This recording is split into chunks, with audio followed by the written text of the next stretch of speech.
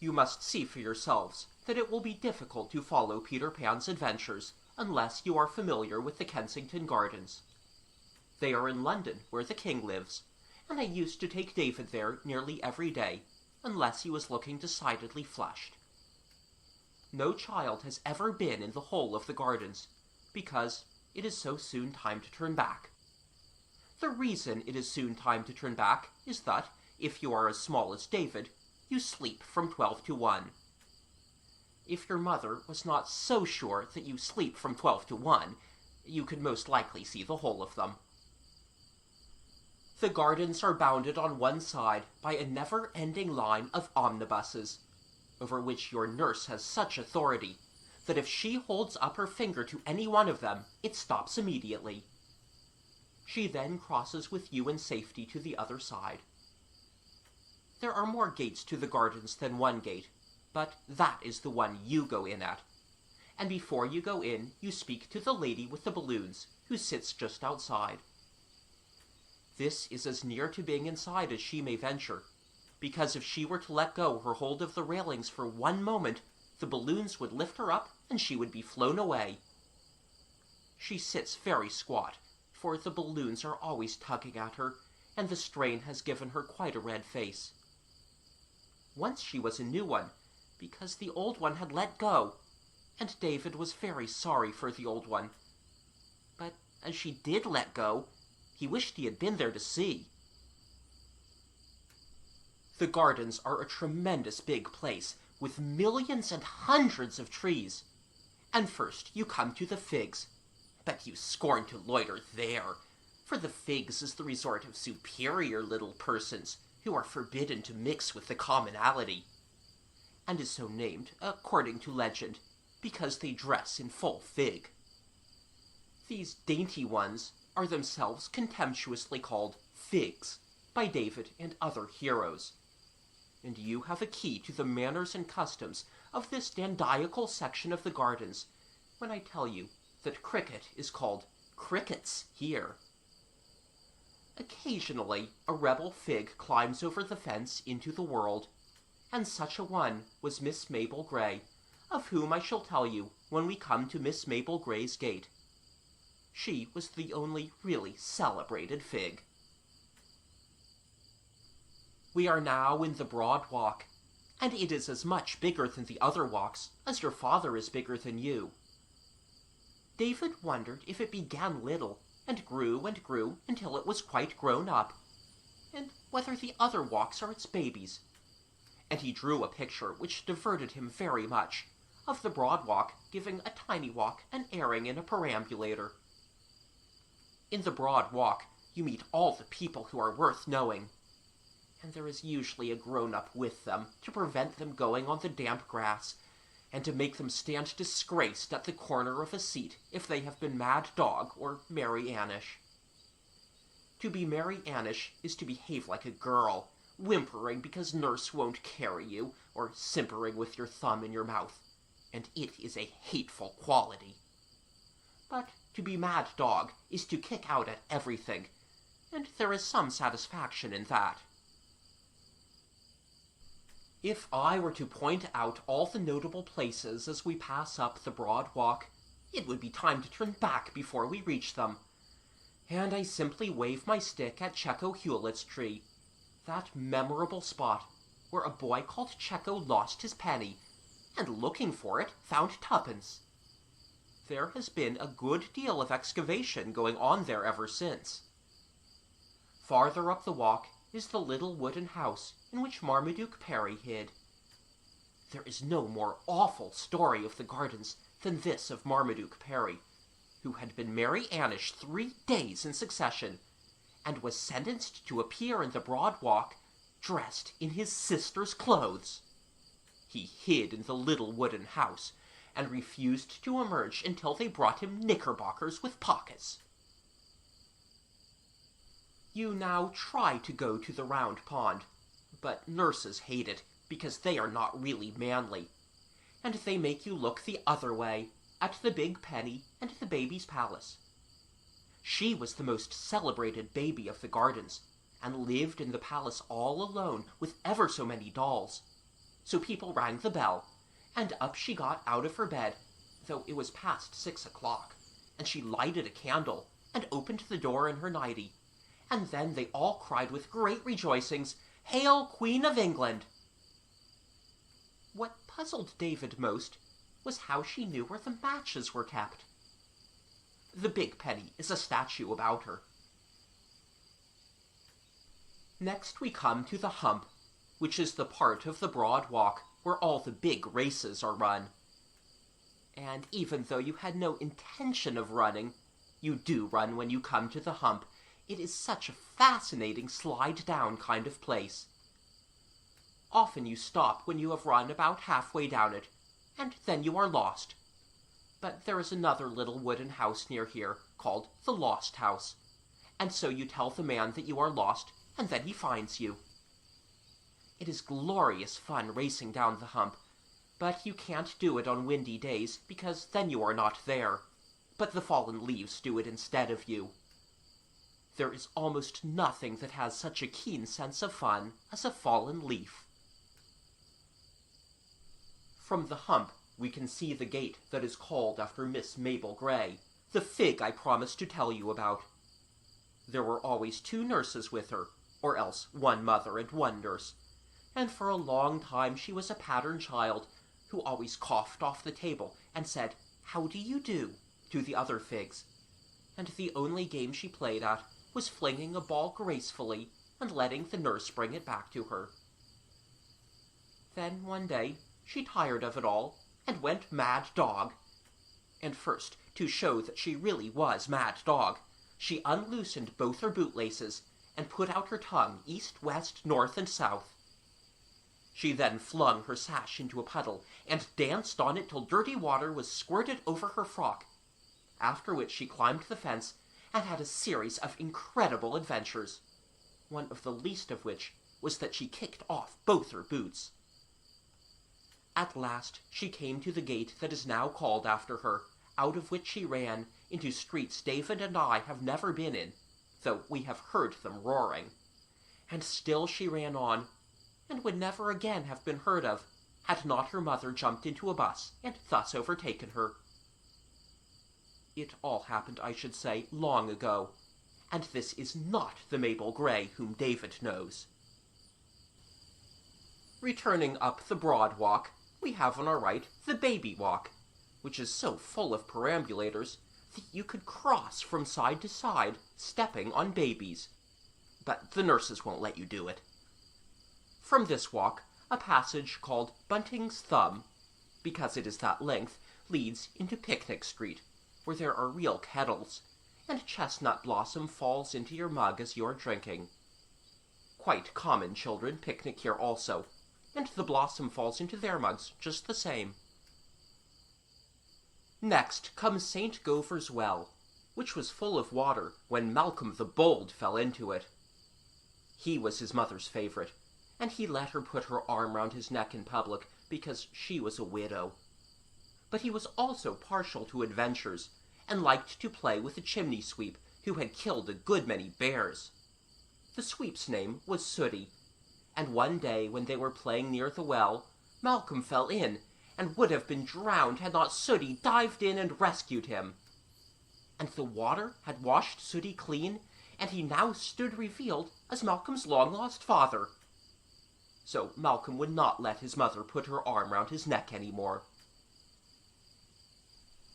Between the well and the round pond are the cricket pitches, and frequently the choosing of sides exhausts so much time that there is scarcely any cricket.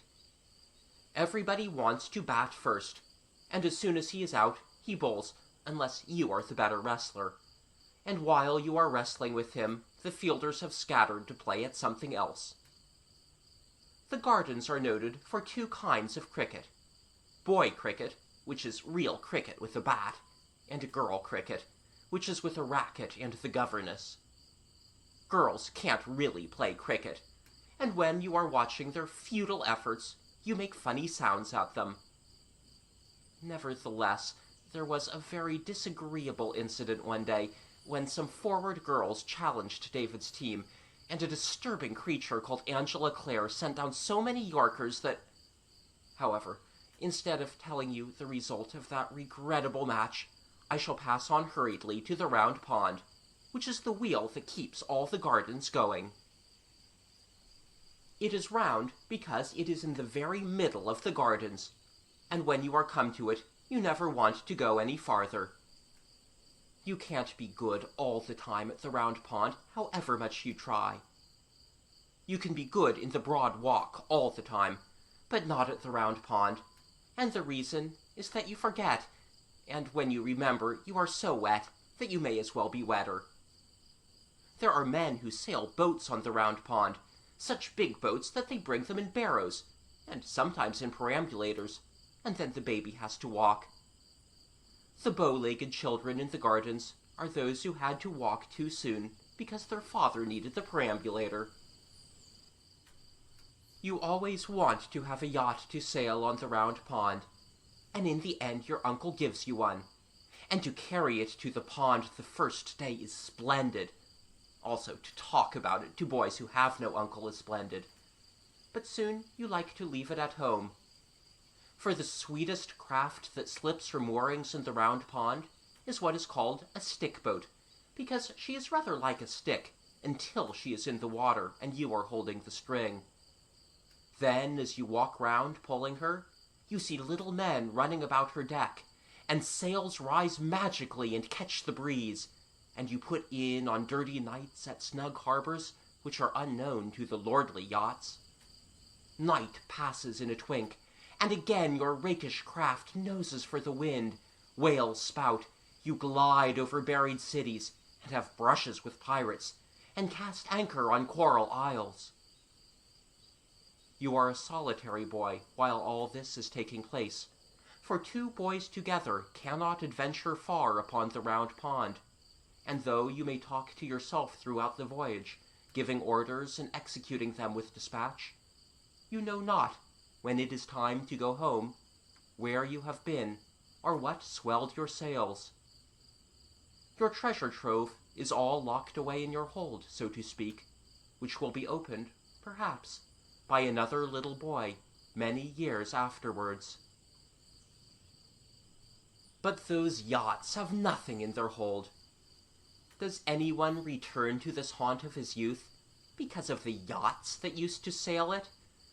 Oh no, it is the stick boat that is freighted with memories. The yachts are toys, their owner a freshwater mariner. They can cross and recross a pond only, while the stick boat goes to sea. You yachtsmen with your wands, who think we are all there to gaze on you, your ships are only accidents of this place, and were they all to be boarded and sunk by the ducks, the real business of the round pond would be carried on as usual. Paths from everywhere crowd like children to the pond. Some of them are ordinary paths, which have a rail on each side, and are made by men with their coats off. But others are vagrants, wide at one spot, and at another so narrow that you can stand astride them. They are called paths that have made themselves, and David did wish he could see them doing it.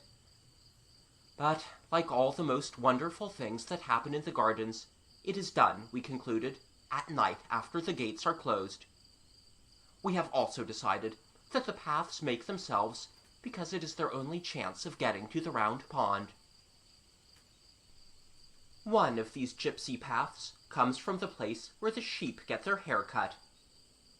When David shed his curls at the hairdresser's, I am told, he said goodbye to them without a tremor, though his mother has never been quite the same bright creature since. So he despises the sheep as they run from their shearer, and calls out tauntingly, "Cowardly, cowardly custard!" But when the man grips them between his legs, David shakes a fist at him for using such big scissors. Another startling moment is when the man turns back the grimy wool from the sheep's shoulders, and they look suddenly like ladies in the stalls of a theater. The sheep are so frightened by the shearing that it makes them quite white and thin, and as soon as they are set free, they begin to nibble the grass at once, quite anxiously, as if they feared that they would never be worth eating. David wonders whether they know each other, now that they are so different, and if it makes them fight with the wrong ones.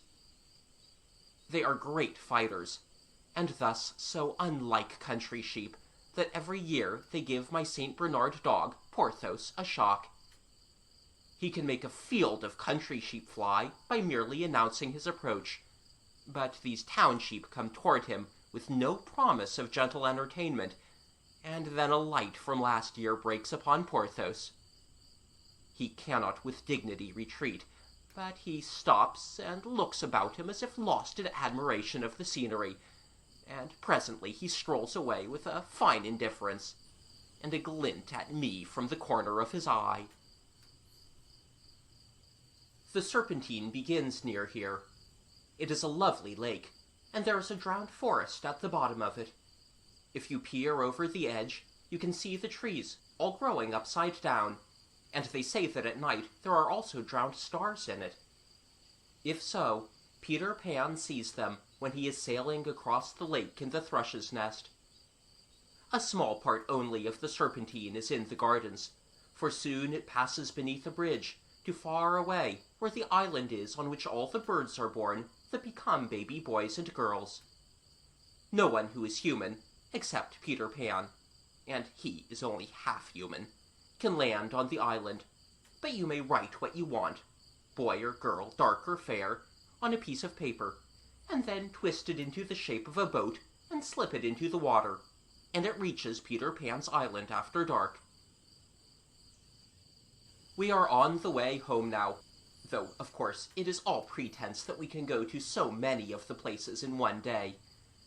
I should have had to be carrying David long ago, and resting on every seat like old Mr. Salford.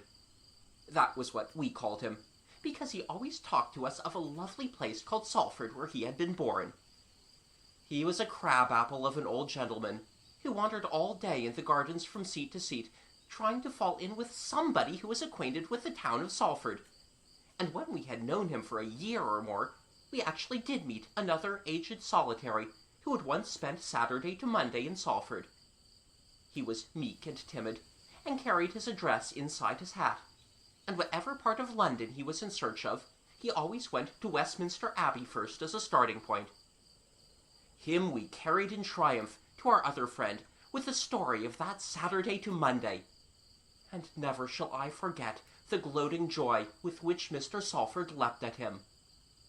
They have been cronies ever since, and I noticed that Mr. Salford, who naturally does most of the talking, keeps tight grip of the other old man's coat. The last two places before you come to our gate are the dog cemetery and the chaffinch's nest, but we pretend not to know what the dog cemetery is, as Porthos is always with us. The nest is very sad. It is quite white, and the way we found it was wonderful. We were having another look among the bushes for David's lost worsted ball, and instead of the ball, we found a lovely nest made of the worsted, and containing 4 eggs, with scratches on them very like David's handwriting, so we think they must have been the mother's love letters to the little ones inside. Every day we were in the gardens, we paid a call at the nest, taking care that no cruel boy should see us, and we dropped crumbs, and soon the bird knew us as friends, and sat in the nest looking at us kindly, with her shoulders hunched up. But one day when we went, there were only 2 eggs in the nest, and the next time there were none. The saddest part of it was that the poor little chaffinch fluttered about the bushes, looking so reproachfully at us that we knew she thought we had done it, and though David tried to explain to her, it was so long since he had spoken the bird language that I fear she did not understand. He and I left the gardens that day with our knuckles in our eyes. If you ask your mother whether she knew about Peter Pan when she was a little girl, she will say, "Why, of course I did, child." And if you ask her whether he rode on a goat in those days, she will say, "What a foolish question to ask. Certainly he did." Then, if you ask your grandmother whether she knew about Peter Pan when she was a girl, she also says, "Why, of course I did, child." But if you ask her whether he rode on a goat in those days, She says she never heard of his having a goat. Perhaps she has forgotten, just as she sometimes forgets your name and calls you Mildred, which is your mother's name. Still, she could hardly forget such an important thing as the goat. Therefore, there was no goat when your grandmother was a little girl. This shows that in telling the story of Peter Pan, to begin with the goat, as most people do, is as silly as to put on your jacket before your vest. Of course, it also shows that Peter is ever so old, but he is really always the same age, so that does not matter in the least. His age is 1 week, and though he was born so long ago, he has never had a birthday, nor is there the slightest chance of his ever having one. The reason is that he escaped from being a human when he was 7 days old. He escaped by the window and flew back to the Kensington Gardens. If you think he was the only baby who ever wanted to escape, it shows how completely you have forgotten your own young days. When David heard the story first, he was quite certain that he had never tried to escape. But I told him to think back hard, pressing his hands to his temples, and when he had done this hard and even harder, he distinctly remembered a youthful desire to return to the treetops. And with that memory came others, as that he had lain in bed planning to escape as soon as his mother was asleep, and how she had once caught him halfway up the chimney.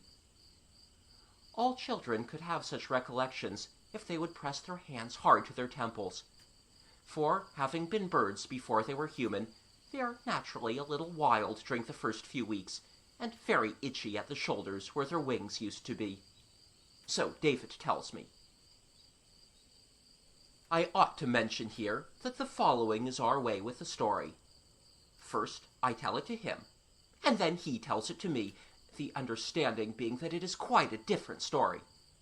And then I retell it with his additions, and so we go on, until no one can say whether it is more his story or mine. In the story of Peter Pan, for instance, the bald narrative and most of the moral reflections are mine, though not all, for this boy can be a stern moralist. But the interesting bits about the ways and customs of babies in the bird stage are mostly reminiscences of David's, recalled by pressing his hands to his temples and thinking hard.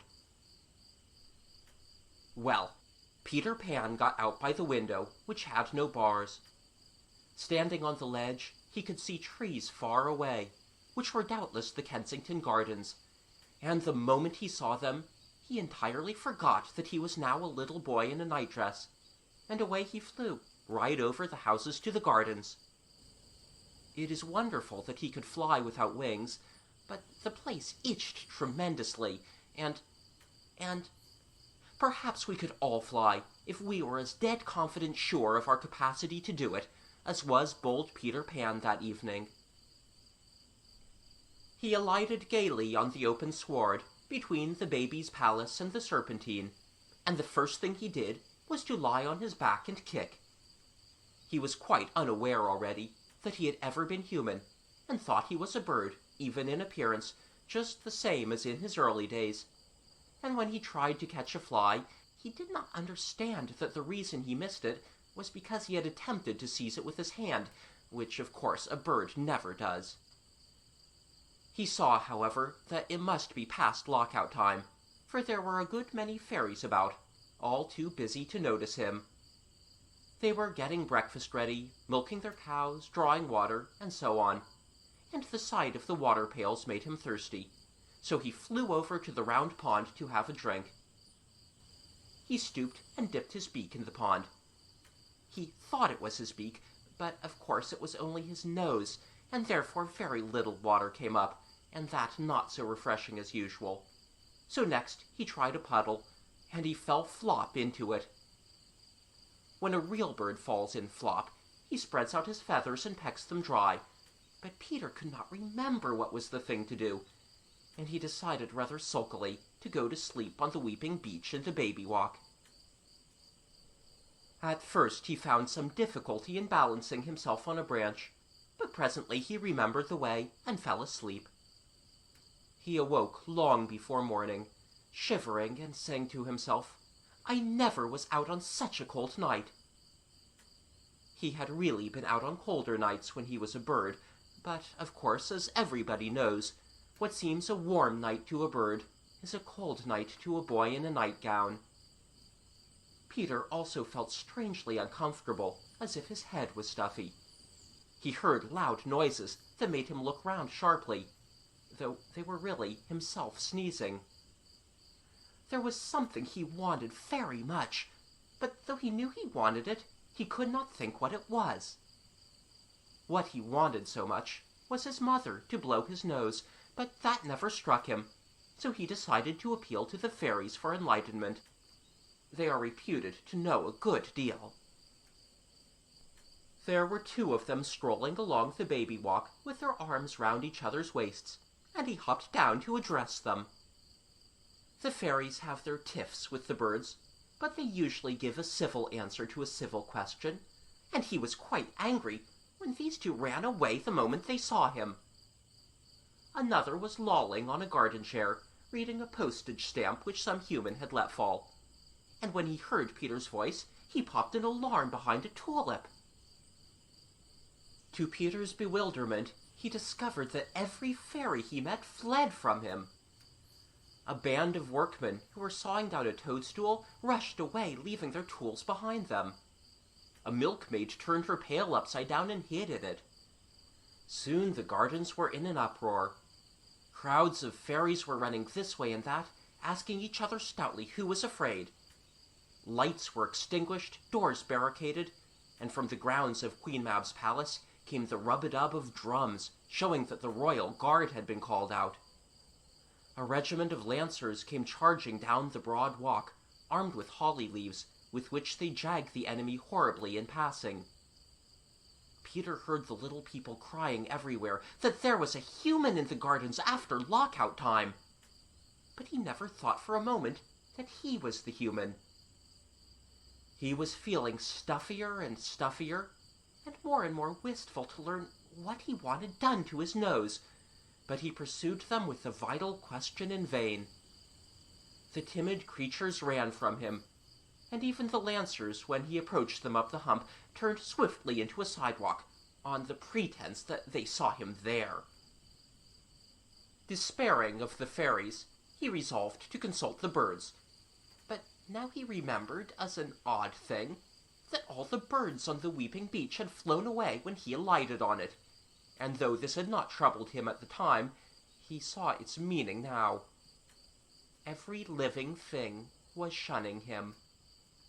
Poor little Peter Pan. He sat down and cried, and even then he did not know that, for a bird, he was sitting on his wrong part. It is a blessing that he did not know, for otherwise he would have lost faith in his power to fly, and the moment you doubt whether you can fly, you cease forever to be able to do it. The reason birds can fly and we can't is simply that they have perfect faith, for to have faith is to have wings. Now, except by flying, no one can reach the island in the Serpentine, for the boats of humans are forbidden to land there, and there are stakes round it standing up in the water, on each of which a bird sentinel sits by day and night. It was to the island that Peter now flew to put his strange case before old Solomon Caw, and he alighted on it with relief, much heartened to find himself at last at home, as the birds call the island. All of them were asleep, including the sentinels, except Solomon, who was wide awake on one side, and he listened quietly to Peter's adventures, and then told him their true meaning. "Look at your nightgown if you don't believe me," Solomon said, and with staring eyes Peter looked at his nightgown, and then at the sleeping birds. Not one of them wore anything. "How many of your toes are thumbs?" said Solomon, a little cruelly, and Peter saw to his consternation that all his toes were fingers. The shock was so great that it drove away his cold. "Ruffle your feathers," said that grim old Solomon, and Peter tried most desperately hard to ruffle his feathers, but he had none.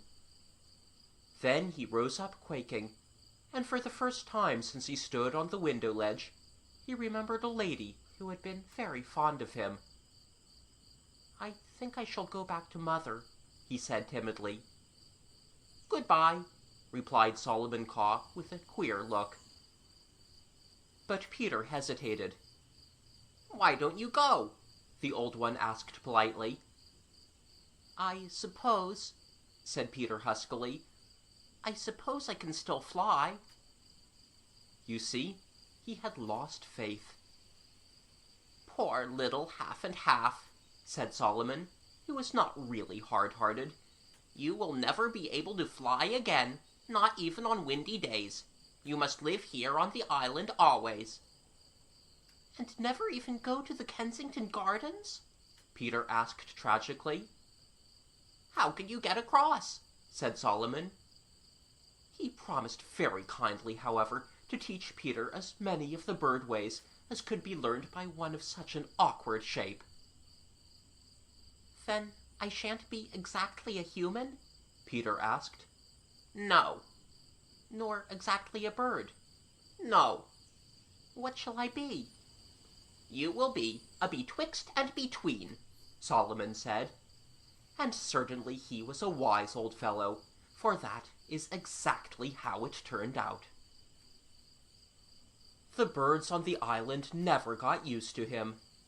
His oddities tickled them every day, as if they were quite new, though it was really the birds that were new. They came out of the eggs daily, and laughed at him at once. Then off they soon flew to be humans, and other birds came out of other eggs, and so it went on forever. The crafty mother birds, when they tired of sitting on their eggs, used to get the young ones to break their shells a day before the right time by whispering to them that now was their chance to see Peter washing or drinking or eating. Thousands gathered round him daily to watch him do these things, just as you watch the peacocks, and they screamed with delight when he lifted the crusts they flung him with his hands instead of in the usual way with the mouth. All his food was brought to him from the gardens, at Solomon's orders, by the birds. He would not eat worms or insects, which they thought very silly of him. So they brought him bread in their beaks. Thus, when you cry out, "Greedy, greedy," to the bird that flies away with the big crust, you know now that you ought not to do this, for he is very likely taking it to Peter Pan. Peter wore no nightgown now. You see, the birds were always begging him for bits of it to line their nests with, and being very good-natured, he could not refuse. So by Solomon's advice, he had hidden what was left of it. But, though he was now quite naked, you must not think that he was cold or unhappy. He was usually very happy and gay, and the reason was that Solomon had kept his promise, and taught him many of the bird ways. To be easily pleased, for instance, and always to be really doing something, and to think that whatever he was doing was a thing of vast importance. Peter became very clever at helping the birds to build their nests. Soon he could build better than a wood-pigeon, and nearly as well as a blackbird, though never did he satisfy the finches, and he made nice little water troughs near the nests, and dug up worms for the young ones with his fingers.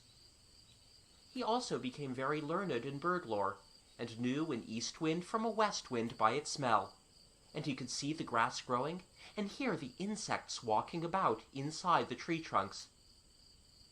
But the best thing Solomon had done was to teach him to have a glad heart. All birds have glad hearts unless you rob their nests, and so, as they were the only kind of heart Solomon knew about, it was easy to him to teach Peter how to have one. Peter's heart was so glad that he felt he must sing all day long, just as the birds sing for joy. But being partly human, he needed an instrument, so he made a pipe of reeds, and he used to sit by the shore of the island of an evening, practicing the sough of the wind and the ripple of the water, and catching handfuls of the shine of the moon, and he put them all in his pipe and played them so beautifully that even the birds were deceived, and they would say to each other, "Was that a fish leaping in the water, or was it Peter playing leaping fish on his pipe?" And sometimes he played the Birth of Birds, and then the mothers would turn round in their nests to see whether they had laid an egg. If you are a child of the gardens, you must know the chestnut tree near the bridge, which comes out in flower first of all the chestnuts. But perhaps you have not heard why this tree leads the way. It is because Peter wearies for summer, and plays that it has come, and the chestnut being so near, hears him and is cheated.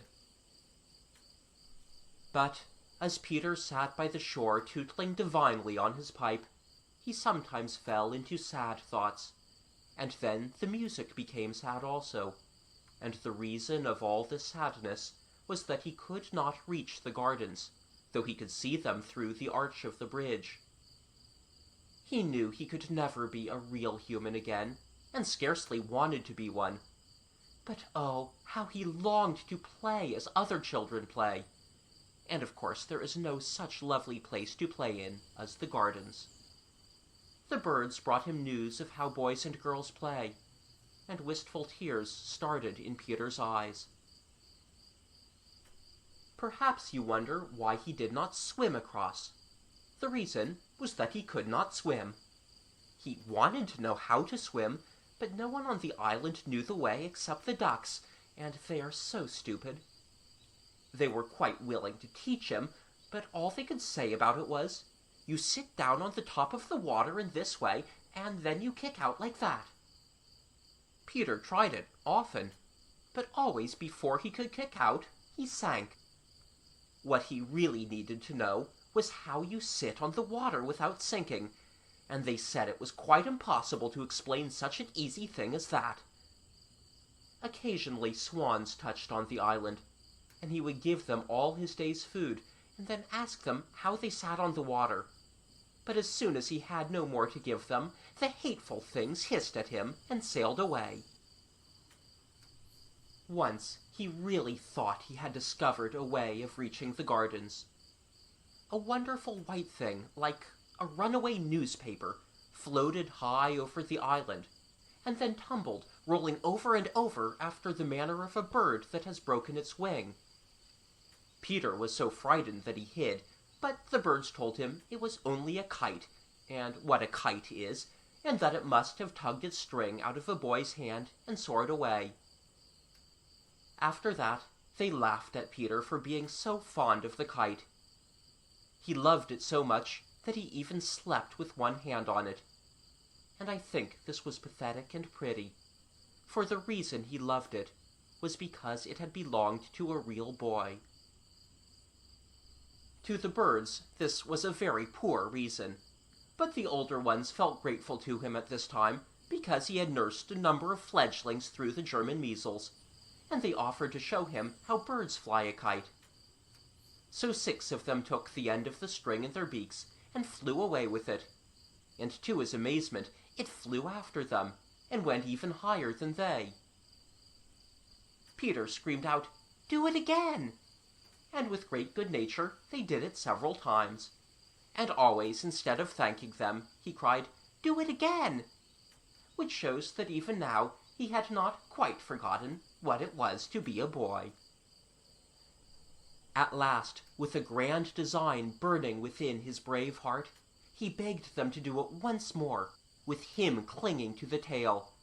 And now 100 flew off with the string, and Peter clung to the tail, meaning to drop off when he was over the gardens. But the kite broke to pieces in the air, and he would have been drowned in the Serpentine, had he not caught hold of 2 indignant swans and made them carry him to the island. After this, the birds said that they would help him no more in his mad enterprise. Nevertheless, Peter did reach the gardens at last, by the help of Shelley's boat, as I am now to tell you. Shelley was a young gentleman, and as grown up as he need ever expect to be. He was a poet, and they are never exactly grown up. They are people who despise money, except what you need for today, and he had all that and £5 over. So, when he was walking in the Kensington Gardens, he made a paper boat of his banknote, and sent it sailing on the Serpentine. It reached the island at night, and the lookout brought it to Solomon Caw, who thought at first that it was the usual thing, a message from a lady saying she would be obliged if he could let her have a good one. They always ask for the best one he has, and if he likes the letter, he sends one from Class A. But if it ruffles him, he sends very funny ones indeed. Sometimes he sends none at all, and at another time he sends a nestful. It all depends on the mood you catch him in. He likes you to leave it all to him, and if you mention particularly that you hope he will see his way to make it a boy this time, he is almost sure to send another girl. And whether you are a lady or only a little boy who wants a baby sister, always take pains to write your address clearly. You can't think what a lot of babies Solomon has sent to the wrong house. Shelley's boat, when opened, completely puzzled Solomon, and he took counsel of his assistants, who, having walked over it twice, first with their toes pointed out and then with their toes pointed in, decided that it came from some greedy person who wanted 5. They thought this because there was a large 5 printed on it. "Preposterous!" cried Solomon in a rage, and he presented it to Peter. Anything useless which drifted upon the island was usually given to Peter as a plaything. But he did not play with his precious banknote, for he knew what it was at once, having been very observant during the week when he was an ordinary boy. With so much money, he reflected, he could surely at last contrive to reach the gardens, and he considered all the possible ways, and decided, wisely I think, to choose the best way. But first he had to tell the birds of the value of Shelley's boat, and though they were too honest to demand it back, he saw that they were galled, and they cast such black looks at Solomon, who was rather vain of his cleverness, that he flew away to the end of the island, and sat there very depressed, with his head buried in his wings. Now, Peter knew that unless Solomon was on your side, you never got anything done for you in the island, so he followed him and tried to harden him. Nor was this all that Peter did to gain the powerful old fellow's goodwill. You must know that Solomon had no intention of remaining in office all his life. He looked forward to retiring by and by, and devoting his green old age to a life of pleasure on a certain yew stump in the figs which had taken his fancy, and for years he had been quietly filling his stocking. It was a stocking belonging to some bathing person, which had been cast upon the island, and at the time I speak of, it contained 180 crumbs, 34 nuts, 16 crusts, a pen wiper, and a bootlace. When his stocking was full, Solomon calculated that he would be able to retire on a competency. Peter now gave him £1. He cut it off his banknote with a sharp stick. This made Solomon his friend forever, and after the two had consulted together, they called a meeting of the thrushes. You will see presently why thrushes only were invited. The scheme to be put before them was really Peter's, but Solomon did most of the talking, because he soon became irritable if other people talked. He began by saying that he had been much impressed by the superior ingenuity shown by the thrushes in nest building, and this put them into good humor at once, as it was meant to do. For all the quarrels between birds are about the best way of building nests. Other birds, said Solomon, omitted to line their nests with mud, and as a result they did not hold water. Here he cocked his head, as if he had used an unanswerable argument. But unfortunately, a Mrs. Finch had come to the meeting uninvited, and she squeaked out, "We don't build nests to hold water, but to hold eggs." And then the thrushes stopped cheering, and Solomon was so perplexed that he took several sips of water. "Consider," he said at last, "how warm the mud makes the nest." "Consider," cried Mrs. Finch, "that when water gets into the nest, it remains there and your little ones are drowned." The thrushes begged Solomon with a look to say something crushing in reply to this, but again he was perplexed. "Try another drink," suggested Mrs. Finch pertly. Kate was her name, and all Kates are saucy. Solomon did try another drink, and it inspired him.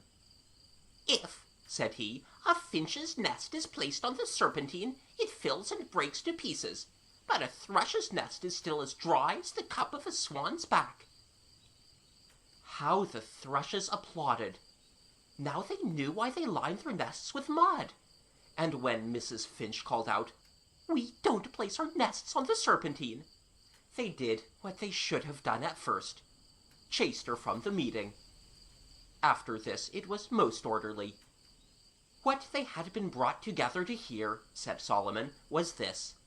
Their young friend, Peter Pan, as they well knew, wanted very much to be able to cross to the gardens, and he now proposed, with their help, to build a boat. At this, the thrushes began to fidget, which made Peter tremble for his scheme. Solomon explained hastily that what he meant was not one of the cumbrous boats that humans use. The proposed boat was to be simply a thrush's nest, large enough to hold Peter. But still, to Peter's agony, the thrushes were sulky. "We are very busy people," they grumbled, "and this would be a big job." "Quite so," said Solomon, "and of course Peter would not allow you to work for nothing. You must remember that he is now in comfortable circumstances, and he will pay you such wages as you have never been paid before. Peter Pan authorizes me to say that you shall all be paid 6 pence a day." Then all the thrushes hopped for joy, and that very day was begun the celebrated building of the boat. All their ordinary business fell into arrears.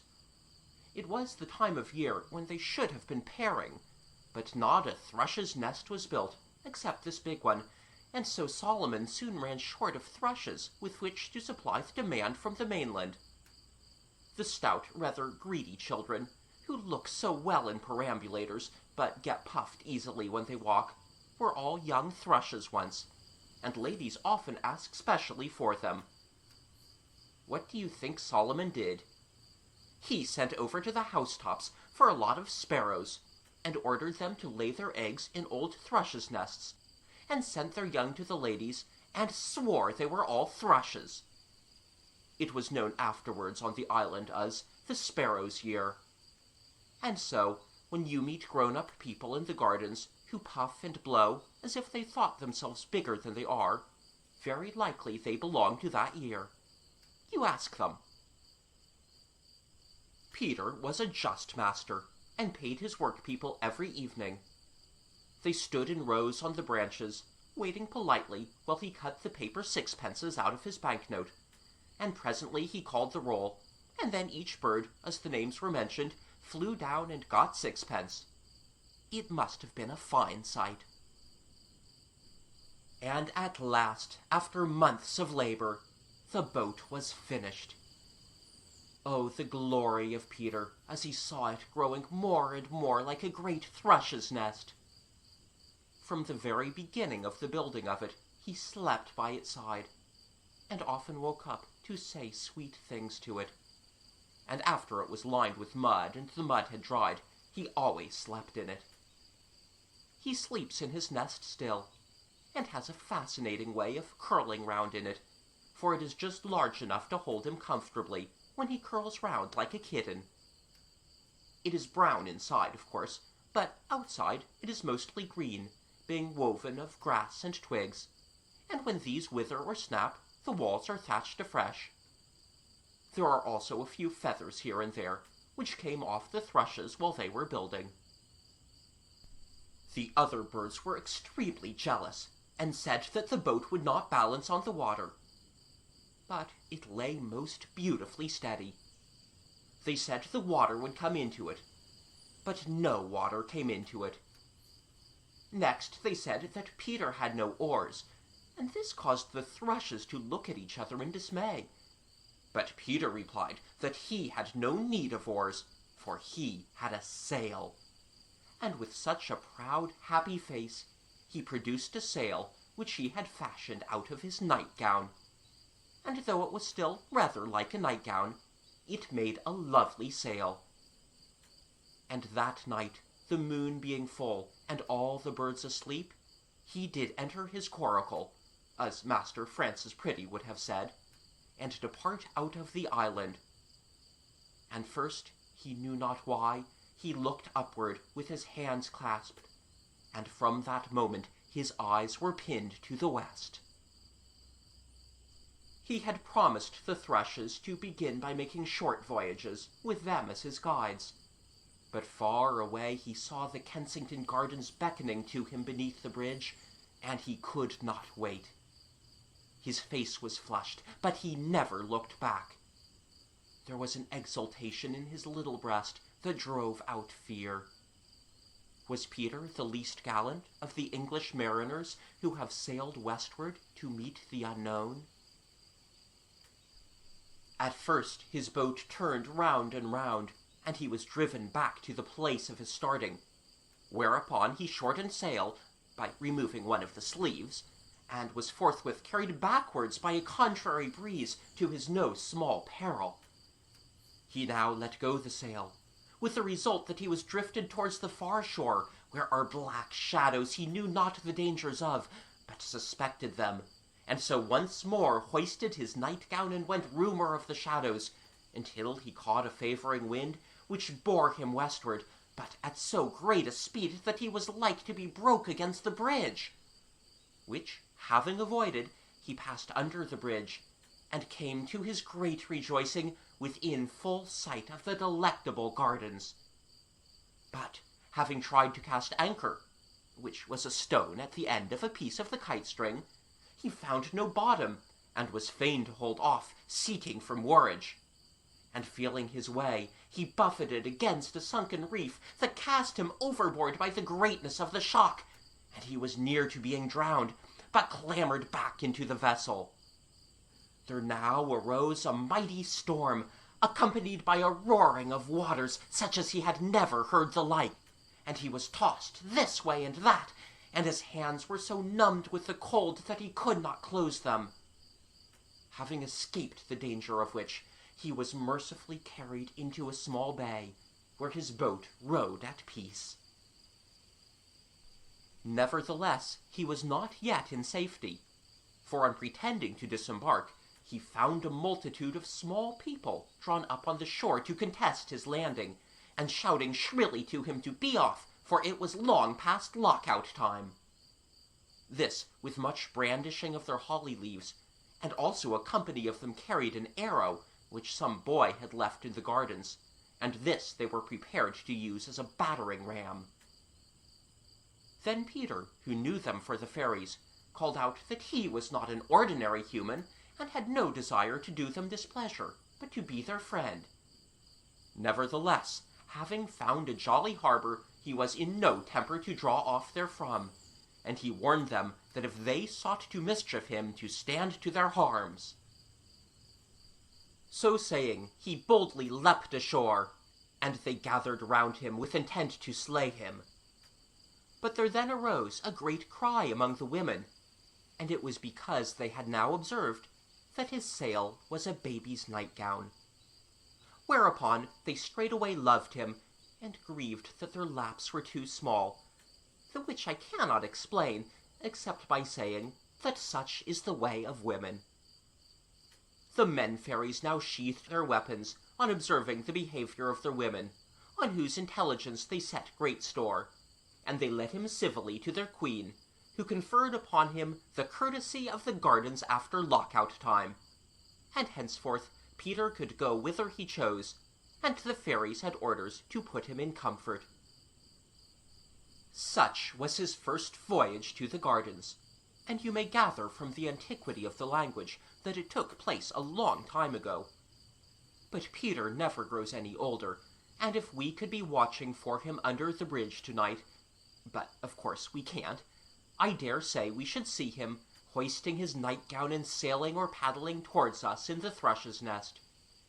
When he sails, he sits down, but he stands up to paddle. I shall tell you presently how he got his paddle. Long before the time for the opening of the gates comes, he steals back to the island, for people must not see him. He is not so human as all that, but this gives him hours for play, and he plays exactly as real children play. At least, he thinks so, and it is one of the pathetic things about him that he often plays quite wrongly. You see, he had no one to tell him how children really play, for the fairies are all more or less in hiding until dusk, and so know nothing. And though the birds pretended that they could tell him a great deal, when the time for telling came, it was wonderful how little they really knew. They told him the truth about hide-and-seek, and he often plays it by himself.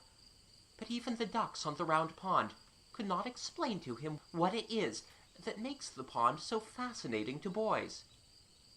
Every night the ducks have forgotten all the events of the day except the number of pieces of cake thrown to them. They are gloomy creatures, and say that cake is not what it was in their young days. So Peter had to find out many things for himself. He often played ships at the round pond, but his ship was only a hoop which he had found on the grass. Of course, he had never seen a hoop, and he wondered what you play at with them, and decided that you play at pretending they are boats. This hoop always sank at once, but he waded in for it, and sometimes he dragged it gleefully round the rim of the pond, and he was quite proud to think that he had discovered what boys do with hoops. Another time, when he found a child's pail, he thought it was for sitting in, and he sat so hard in it that he could scarcely get out of it. Also he found a balloon. It was bobbing about on the hump, quite as if it was having a game by itself, and he caught it after an exciting chase. But he thought it was a ball, and Jenny Wren had told him that boys kick balls, so he kicked it. And after that, he could not find it anywhere. Perhaps the most surprising thing he found was a perambulator.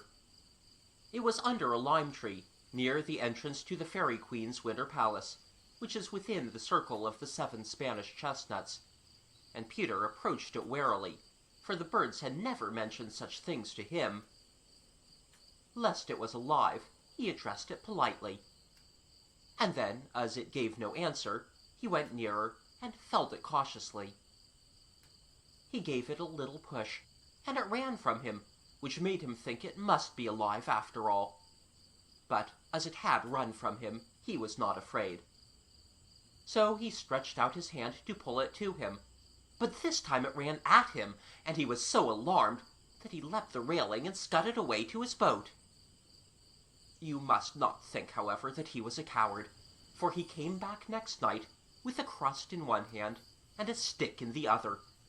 But the perambulator had gone, and he never saw any other one. I have promised to tell you also about his paddle. It was a child's spade, which he had found near St. Gopher's Well, and he thought it was a paddle. Do you pity Peter Pan for making these mistakes? If so, I think it rather silly of you. What I mean is that, of course, one must pity him now and then, but to pity him all the time would be impertinence. He thought he had the most splendid time in the gardens, and to think you have it is almost quite as good as really to have it. He played without ceasing, while you often waste time by being Mad Dog or Mary Annish. He could be neither of these things, for he had never heard of them, but do you think he is to be pitied for that? Oh, he was merry. He was as much merrier than you, for instance, as you are merrier than your father. Sometimes he fell like a spinning top, and from sheer merriment. Have you seen a greyhound leaping the fences of the gardens? That is how Peter leaps them. And think of the music of his pipe. Gentlemen who walk home at night write to the papers to say they heard a nightingale in the gardens, but it is really Peter's pipe they hear. Of course, he had no mother. At least, what use was she to him? You can be sorry for him for that, but don't be too sorry, for the next thing I mean to tell you is how he revisited her. It was the fairies who gave him the chance. It is frightfully difficult to know much about the fairies, and almost the only thing known for certain is that there are fairies wherever there are children. Long ago, children were forbidden the gardens, and at that time there was not a fairy in the place. Then the children were admitted, and the fairies came trooping in that very evening. They can't resist following the children, but you seldom see them, partly because they live in the daytime behind the railings where you are not allowed to go, and also partly because they are so cunning. They are not a bit cunning after lockout time, but until lockout, my word! When you were a bird, you knew the fairies pretty well, and you remember a good deal about them in your babyhood, which it is a pity you can't write down, for gradually you forget, and I have heard of children who declared that they had never once seen a fairy. Very likely, if they said this in the Kensington Gardens, they were standing looking at a fairy all the time. The reason they were cheated was that she pretended to be something else. This is one of their best tricks. They usually pretend to be flowers, because the court sits in the fairies' basin, and there are so many flowers there, and all along the baby walk, that a flower is the thing least likely to attract attention. They dress exactly like flowers, and change with the seasons, putting on white when lilies are in, and blue for bluebells, and so on. They like crocus and hyacinth time best of all, as they are partial to a bit of color. But tulips, except white ones, which are the fairy cradles, they consider garish, and they sometimes put off dressing like tulips for days, so that the beginning of the tulip weeks is almost the best time to catch them. When they think you are not looking, they skip along pretty lively. But if you look and they fear there is no time to hide, they stand quite still pretending to be flowers. Then, after you have passed on without knowing that they were fairies, they rush home and tell their mothers they have had such an adventure. The fairy basin, you remember, is all covered with ground ivy, from which they make their castor oil, with flowers growing in it here and there. Most of them really are flowers, but some of them are fairies. You never can be sure of them, but a good plan is to walk by looking the other way, and then turn round sharply. Another good plan, which David and I sometimes follow, is to stare them down. After a long time, they can't help winking, and then you know for certain that they are fairies. There are also numbers of them along the baby walk, which is a famous gentle place, as spots frequented by fairies are called. Once 24 of them had an extraordinary adventure. They were a girls' school out for a walk with the governess, and all wearing hyacinth gowns, when she suddenly put her finger to her mouth, and then they all stood still on an empty bed and pretended to be hyacinths. Unfortunately, what the governess had heard was 2 gardeners coming to plant new flowers in that very bed. They were wheeling a handcart with the flowers in it, and were quite surprised to find the bed occupied. "Pity to lift them hyacinths," said the one man. "Duke's orders," replied the other, and having emptied the cart, they dug up the boarding school and put the poor terrified things in it in 5 rows. Of course, neither the governess nor the girls dare let on that they were fairies, so they were carted far away to a potting shed, out of which they escaped in the night without their shoes, but there was a great row about it among the parents, and the school was ruined. As for their houses, it is no use looking for them, because they are the exact opposite of our houses. You can see our houses by day, but you can't see them by dark.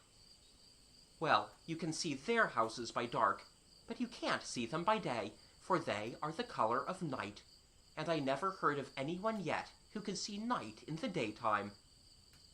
This does not mean that they are black, for night has its colors just as day has, but ever so much brighter, Their blues and reds and greens are like ours with a light behind them. The palace is entirely built of many-colored glasses, and it is quite the loveliest of all royal residences, but the Queen sometimes complains because the common people will peep in to see what she is doing. They are very inquisitive folk, and press quite hard against the glass, and that is why their noses are mostly snubby. The streets are miles long and very twisty, and have paths on each side made of bright worsted.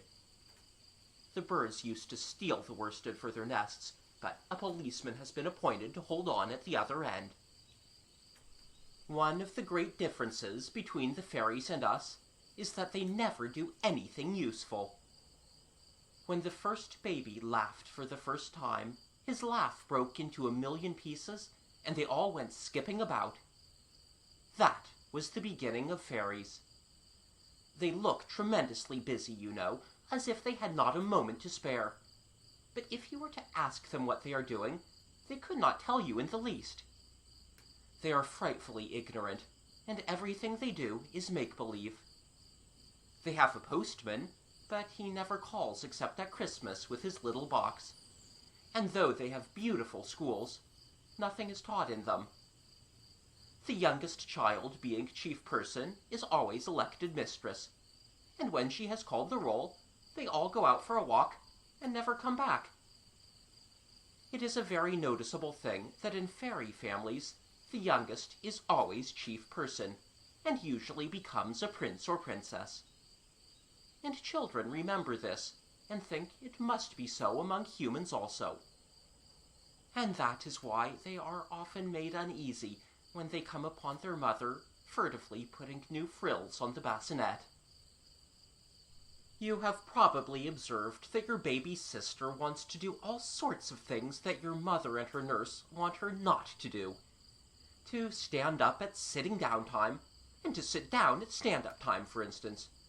Or to wake up when she should fall asleep, or to crawl on the floor when she is wearing her best frock, and so on. And perhaps you put this down to naughtiness. But it is not. It simply means that she is doing as she has seen the fairies do. She begins by following their ways, and it takes about 2 years to get her into the human ways. Her fits of passion, which are awful to behold, and are usually called teething, are no such thing.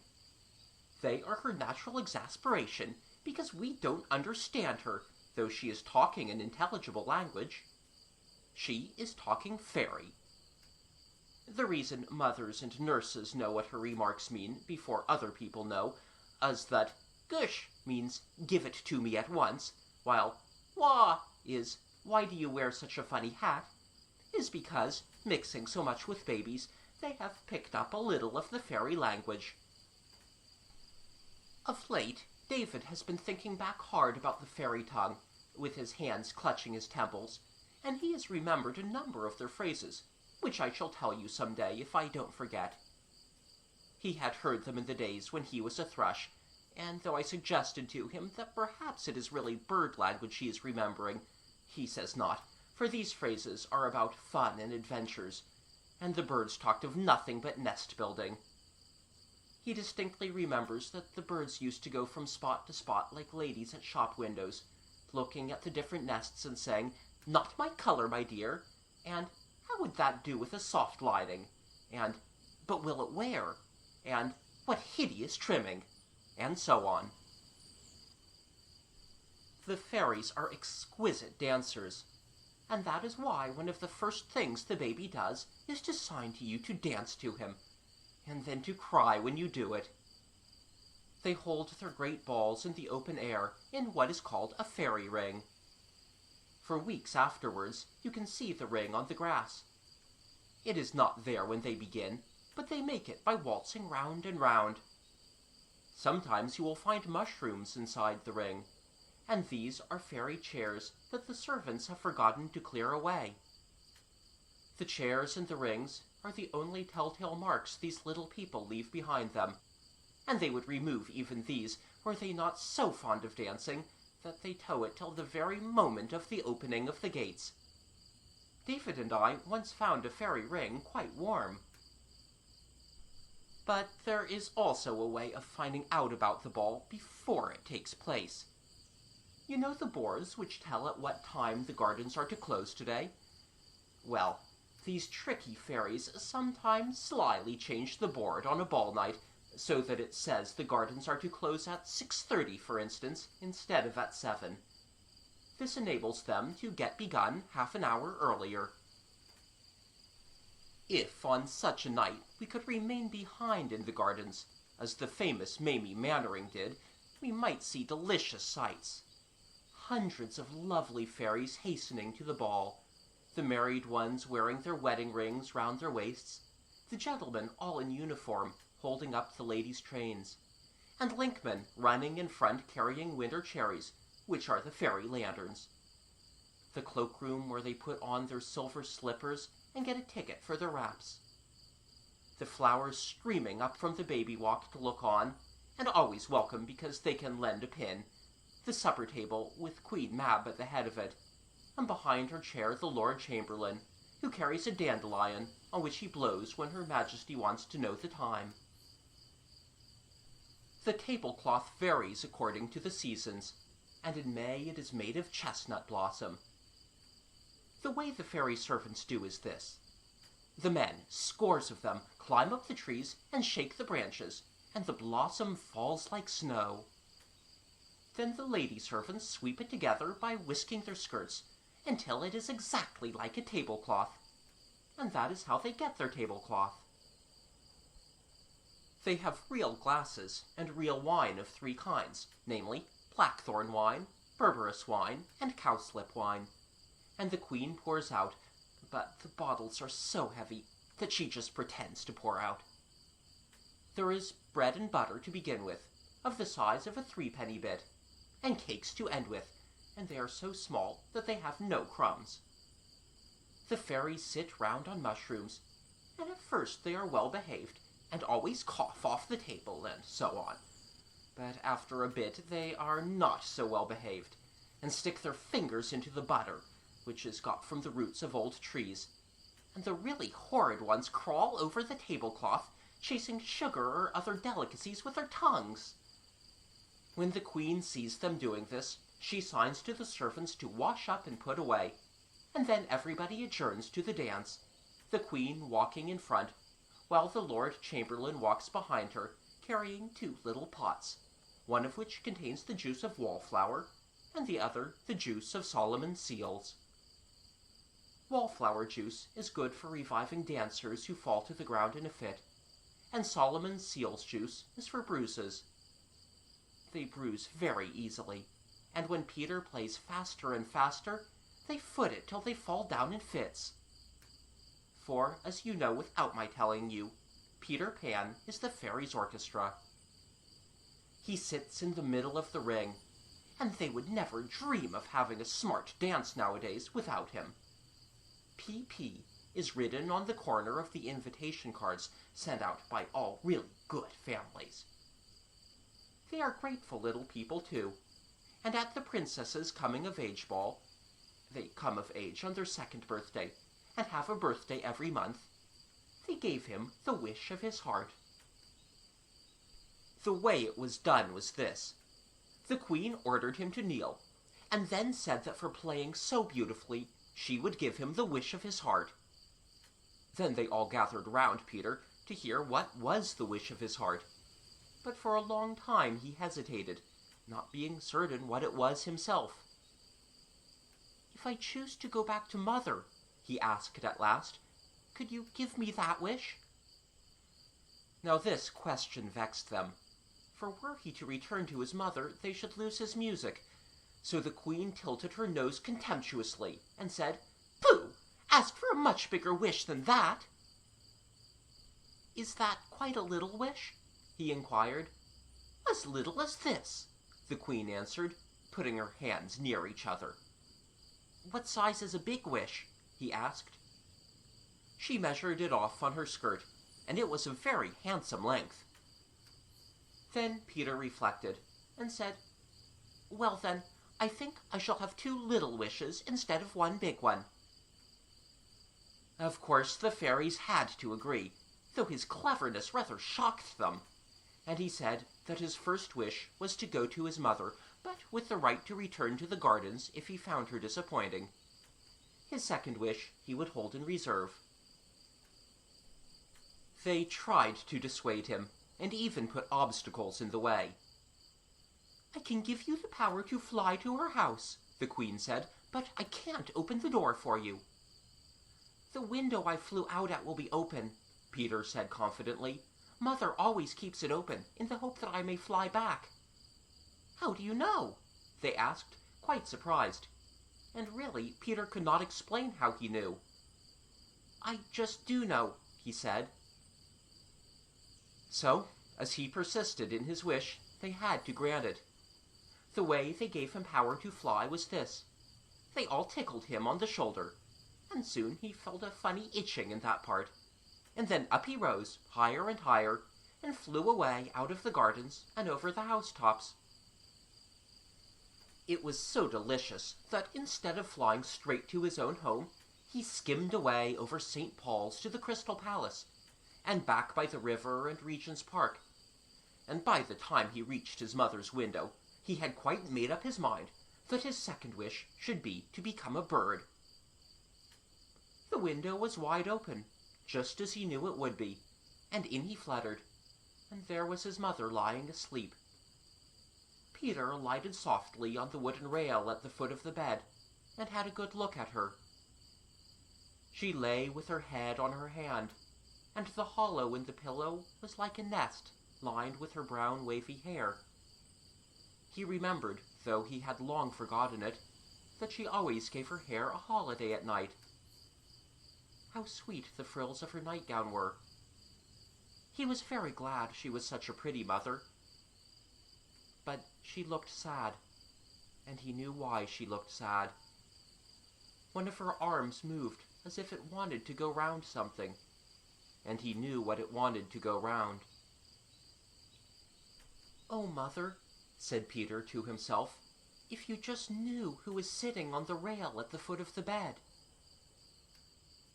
Very gently he patted the little mound that her feet made, and he could see by her face that she liked it. He knew he had but to say, "Mother," ever so softly, and she would wake up. They always wake up at once, if it is you that says their name. Then she would give such a joyous cry and squeeze him tight. How nice that would be to him, but oh, how exquisitely delicious it would be to her. That, I am afraid, is how Peter regarded it. In returning to his mother, he never doubted that he was giving her the greatest treat a woman can have. Nothing can be more splendid, he thought, than to have a little boy of your own. How proud of him they are! And very right and proper, too. But why does Peter sit so long on the rail? Why does he not tell his mother that he has come back? I quite shrink from the truth, which is that he sat there in two minds. Sometimes he looked longingly at his mother, and sometimes he looked longingly at the window. Certainly it would be pleasant to be her boy again, but on the other hand, what times those had been in the gardens! Was he so sure that he should enjoy wearing clothes again? He popped off the bed and opened some drawers to have a look at his old garments. They were still there, but he could not remember how you put them on. The socks, for instance, were they worn on the hands or on the feet?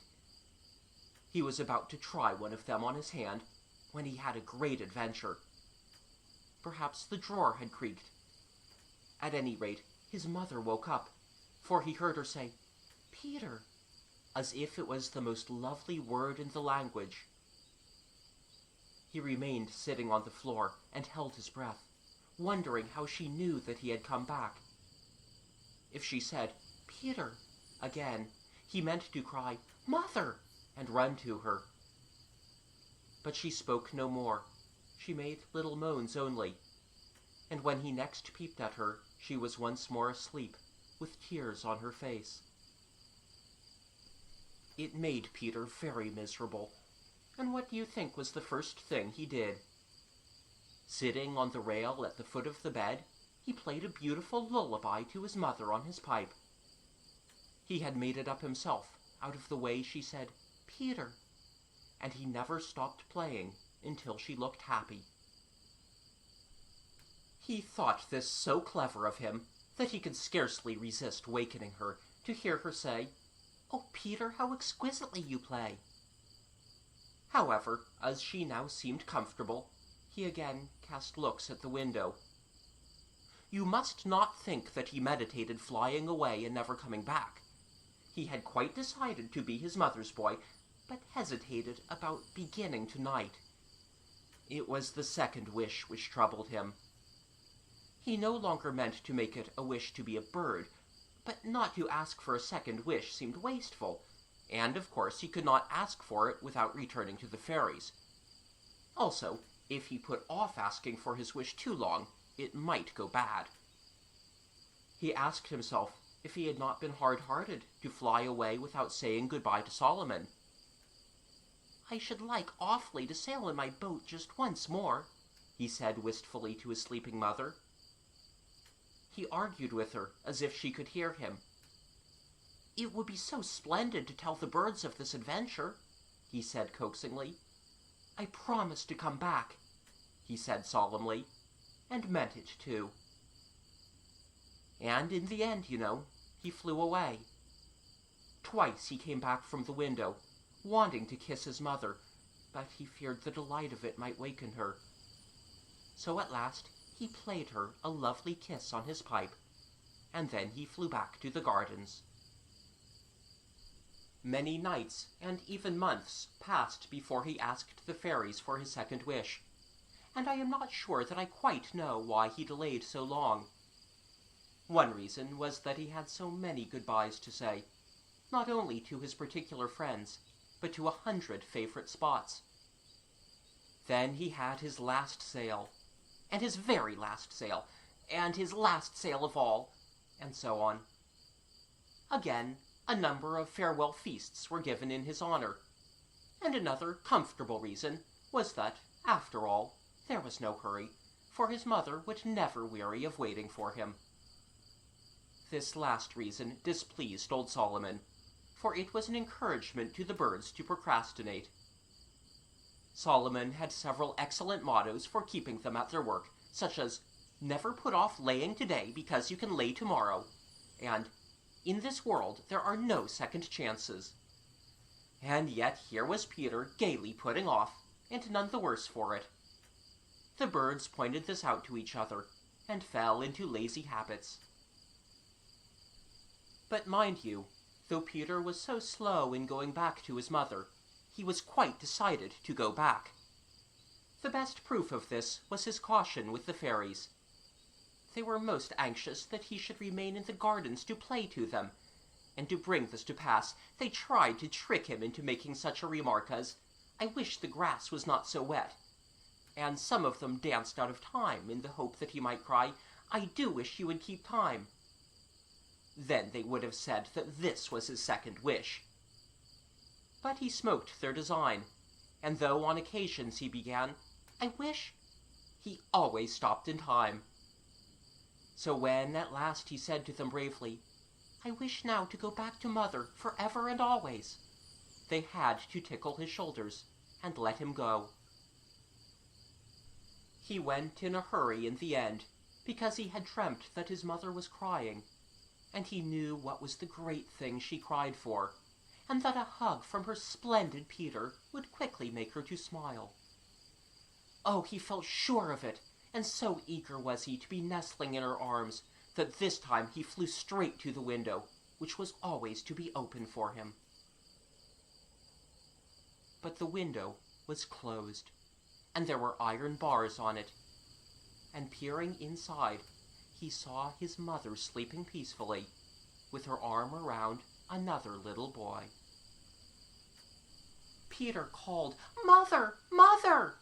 but she heard him not. In vain he beat his little limbs against the iron bars. He had to fly back, sobbing, to the gardens, and he never saw his dear again.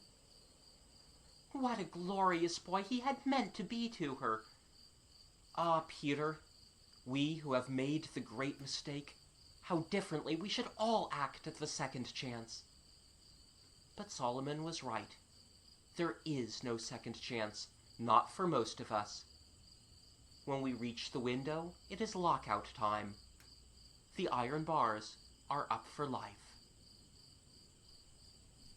Everybody has heard of the little house in the Kensington Gardens, which is the only house in the whole world that the fairies have built for humans. But no one has really seen it, except just 3 or 4, and they have not only seen it, but slept in it. And unless you sleep in it, you never see it. This is because it is not there when you lie down, but it is there when you wake up and step outside. In a kind of way, everyone may see it, but what you see is not really it, but only the light in the windows. You see the light after lockout time. David, for instance, saw it quite distinctly, far away among the trees, as we were going home from the pantomime, and Oliver Bailey saw it the night he stayed so late at the Temple, which is the name of his father's office. Angela Clare, who loves to have a tooth extracted, because then she is treated to tea in a shop, saw more than one light. She saw hundreds of them altogether. And this must have been the fairies building the house, for they build it every night, and always in a different part of the gardens. She thought one of the lights was bigger than the others, though she was not quite sure, for they jumped about so, and it might have been another one that was bigger. But if it was the same one, it was Peter Pan's light. Heaps of children have seen the light, so that is nothing.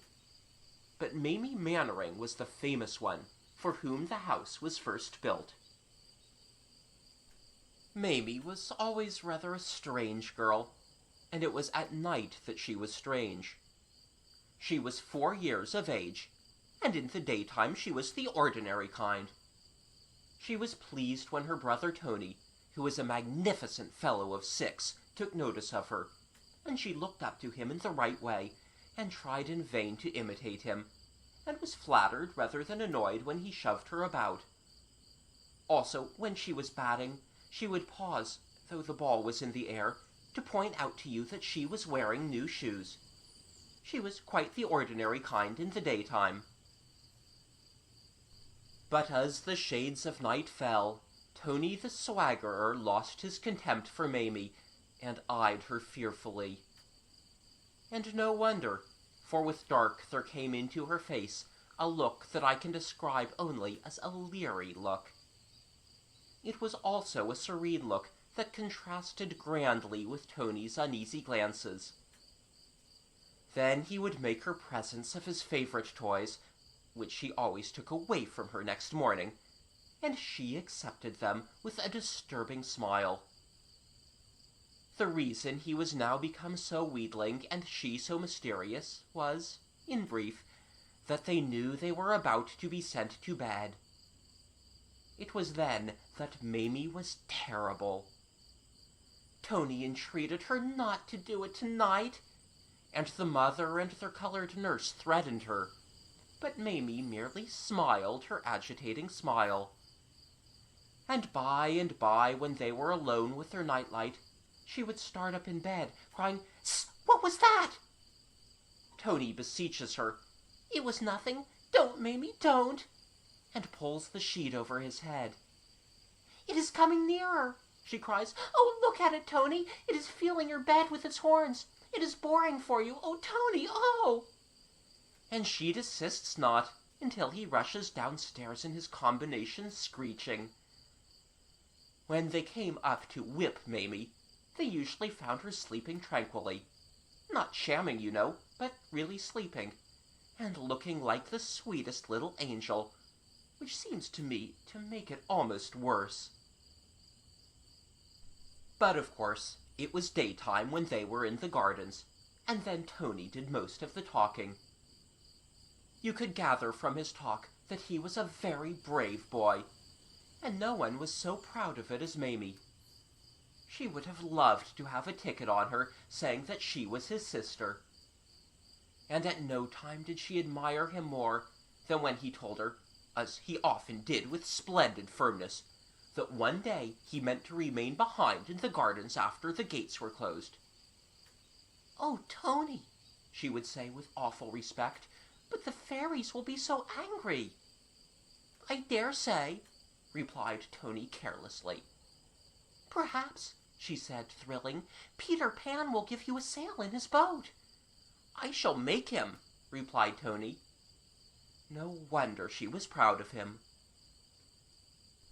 But they should not have talked so loudly, for one day they were overheard by a fairy who had been gathering skeleton leaves from which the little people weave their summer curtains. And after that, Tony was a marked boy. They loosened the rails before he sat on them, so that down he came on the back of his head. They tripped him up by catching his bootlace, and bribed the ducks to sink his boat. Nearly all the nasty accidents you meet with in the gardens occur because the fairies have taken an ill will to you, so it behooves you to be careful what you say about them. Mamie was one of the kind who liked to fix a day for doing things, but Tony was not that kind, and when she asked him which day he was to remain behind in the gardens after lockout, he merely replied, "Just some day." He was quite vague about which day, except when she asked, "Will it be today?" And then he could always say for certain that it would not be today. So she saw that he was waiting for a real good chance. This brings us to an afternoon when the gardens were white with snow, and there was ice on the round pond.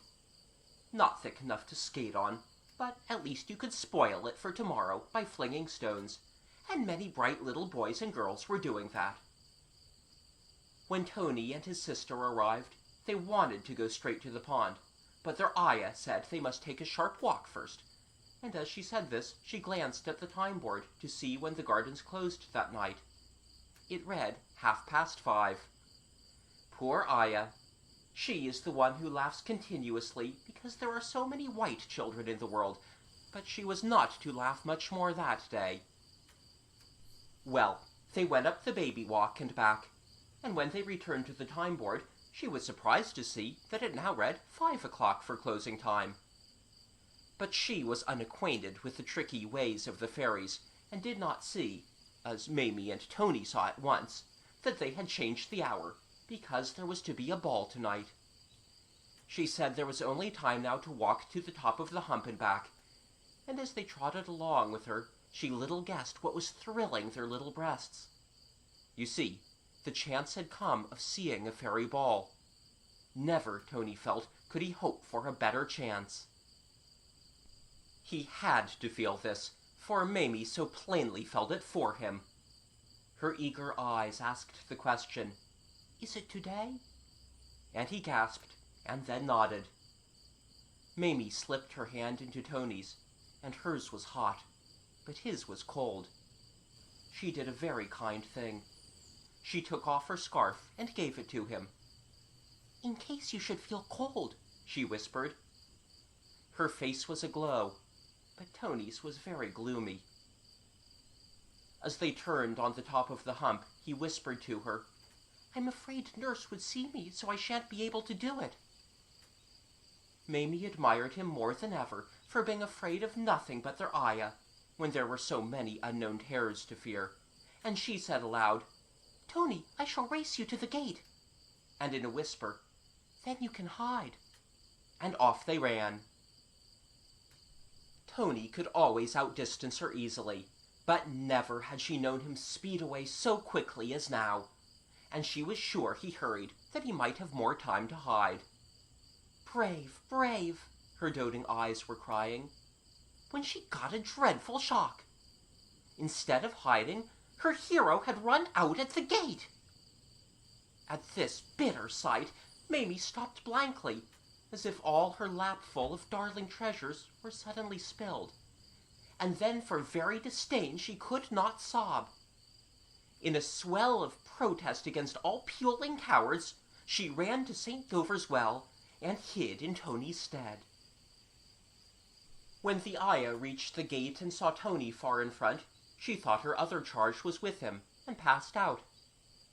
Twilight crept over the gardens, and hundreds of people passed out, including the last one, who always has to run for it. But Mamie saw them not. She had shut her eyes tight, and glued them with passionate tears. When she opened them, something very cold ran up her legs and up her arms and dropped into her heart. It was the stillness of the gardens. Then she heard clang, then from another part clang, then clang, clang, far away. It was the closing of the gates. Immediately the last clang had died away, Mamie distinctly heard a voice say, "So that's all right." It had a wooden sound, and seemed to come from above, and she looked up in time to see an elm tree stretching out its arms and yawning. She was about to say, "I never knew you could speak," when a metallic voice that seemed to come from the ladle at the well remarked to the elm, "I suppose it is a bit coldish up there." And the elm replied, "Not particularly, but you do get numb standing so long on one leg." And he flapped his arms vigorously, just as the cabmen do before they drive off. Mamie was quite surprised to see that a number of other tall trees were doing the same sort of thing, and she stole away to the baby walk, and crouched observantly under a Minorca holly, which shrugged its shoulders, but did not seem to mind her. She was not in the least cold. She was wearing a russet-colored pelisse, and had the hood over her head, so that nothing of her showed except her dear little face and her curls. The rest of her real self was hidden far away, inside so many warm garments that in shape she seemed rather like a ball. She was about 40 round the waist. There was a good deal going on in the baby walk, where Mamie arrived in time to see a magnolia and a Persian lilac step over the railing and set off for a smart walk. They moved in a jerky sort of way, certainly, but that was because they used crutches. An elderberry hobbled across the walk, and stood chatting with some young quinces, and they all had crutches. The crutches were the sticks that are tied to young trees and shrubs. They were quite familiar objects to Mamie, but she had never known what they were for until tonight. She peeped up the walk and saw her first fairy. He was a street boy fairy, who was running up the walk closing the weeping trees. The way he did it was this. He pressed a spring in the trunks, and they shut like umbrellas, deluging the little plants beneath with snow. "Oh, you naughty, naughty child!" Mamie cried indignantly, for she knew what it was to have a dripping umbrella about your ears. Fortunately, the mischievous fellow was out of earshot, but a chrysanthemum heard her, and said so pointedly, "Hoity-toity, what is this?" that she had to come out and show herself. Then the whole vegetable kingdom was rather puzzled what to do. "Of course it is no affair of ours," a spindle-tree said after they had whispered together, "but you know quite well you ought not to be here, and perhaps our duty is to report you to the fairies. What do you think yourself?" "I think you should not," Mamie replied, which so perplexed them that they said petulantly that there was no arguing with her. "I wouldn't ask it of you," she assured them, "if I thought it was wrong." And of course, after this they could not well carry tales. They then said, "Well-a-day," and "Such is life," for they can be frightfully sarcastic. But she felt sorry for those of them who had no crutches, and she said good-naturedly, "Before I go to the fairies' ball, I should like to take you for a walk one at a time. You can lean on me, you know." At this they clapped their hands, and she escorted them up the baby walk and back again, one at a time, putting an arm or a finger round the very frail, setting their leg right when it got too ridiculous, and treating the foreign ones quite as courteously as the English, though she could not understand a word they said. They behaved well on the whole, though some whispered that she had not taken them as far as she took Nancy or Grace or Dorothy, and others jagged her, but it was quite unintentional, and she was too much of a lady to cry out. So much walking tired her, and she was anxious to be off to the ball, but she no longer felt afraid. The reason she felt no more fear was that it was now night time, and in the dark, you remember, Mamie was always rather strange. They were now loth to let her go, for if the fairies see you, they warned her, they will mischief you, stab you to death, or compel you to nurse their children, or turn you into something tedious like an evergreen oak. As they said this, they looked with affected pity at an evergreen oak, for in winter they are very envious of the evergreens. "Oh, la," replied the oak bitingly, "how deliciously cozy it is to stand here, buttoned to the neck, and watch you poor naked creatures shivering." This made them sulky, though they had really brought it on themselves, and they drew for Mamie a very gloomy picture of the perils that would face her if she insisted on going to the ball. She learned from a purple filbert that the court was not in its usual good temper at present, the cause being the tantalizing heart of the Duke of Christmas Daisies. He was an oriental fairy, very poorly of a dreadful complaint, namely, inability to love. And though he had tried many ladies in many lands, he could not fall in love with one of them. Queen Mab, who rules in the gardens, had been confident that her girls could bewitch him. But alas, his heart, the doctor said, remained cold. This rather irritating doctor, who was his private physician, felt the Duke's heart immediately after any lady was presented, and then always shook his bald head, and murmured, "Cold, quite cold." Naturally, Queen Mab felt disgraced, and first she tried the effect of ordering the court into tears for 9 minutes, and then she blamed the Cupids, and decreed that they should wear fool's caps until they thawed the Duke's frozen heart. "How I should love to see the Cupids in their dear little fool's caps," Mamie cried, and away she ran to look for them very recklessly, for the Cupids hate to be laughed at. It is always easy to discover where a fairy's ball is being held, as ribbons are stretched between it and all the populous parts of the gardens, on which those invited may walk to the dance without wetting their pumps. This night the ribbons were red, and looked very pretty on the snow. Mamie walked alongside one of them for some distance without meeting anybody, but at last she saw a fairy cavalcade approaching.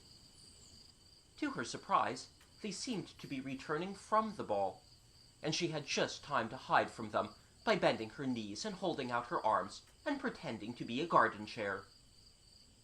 There were 6 horsemen in front and 6 behind.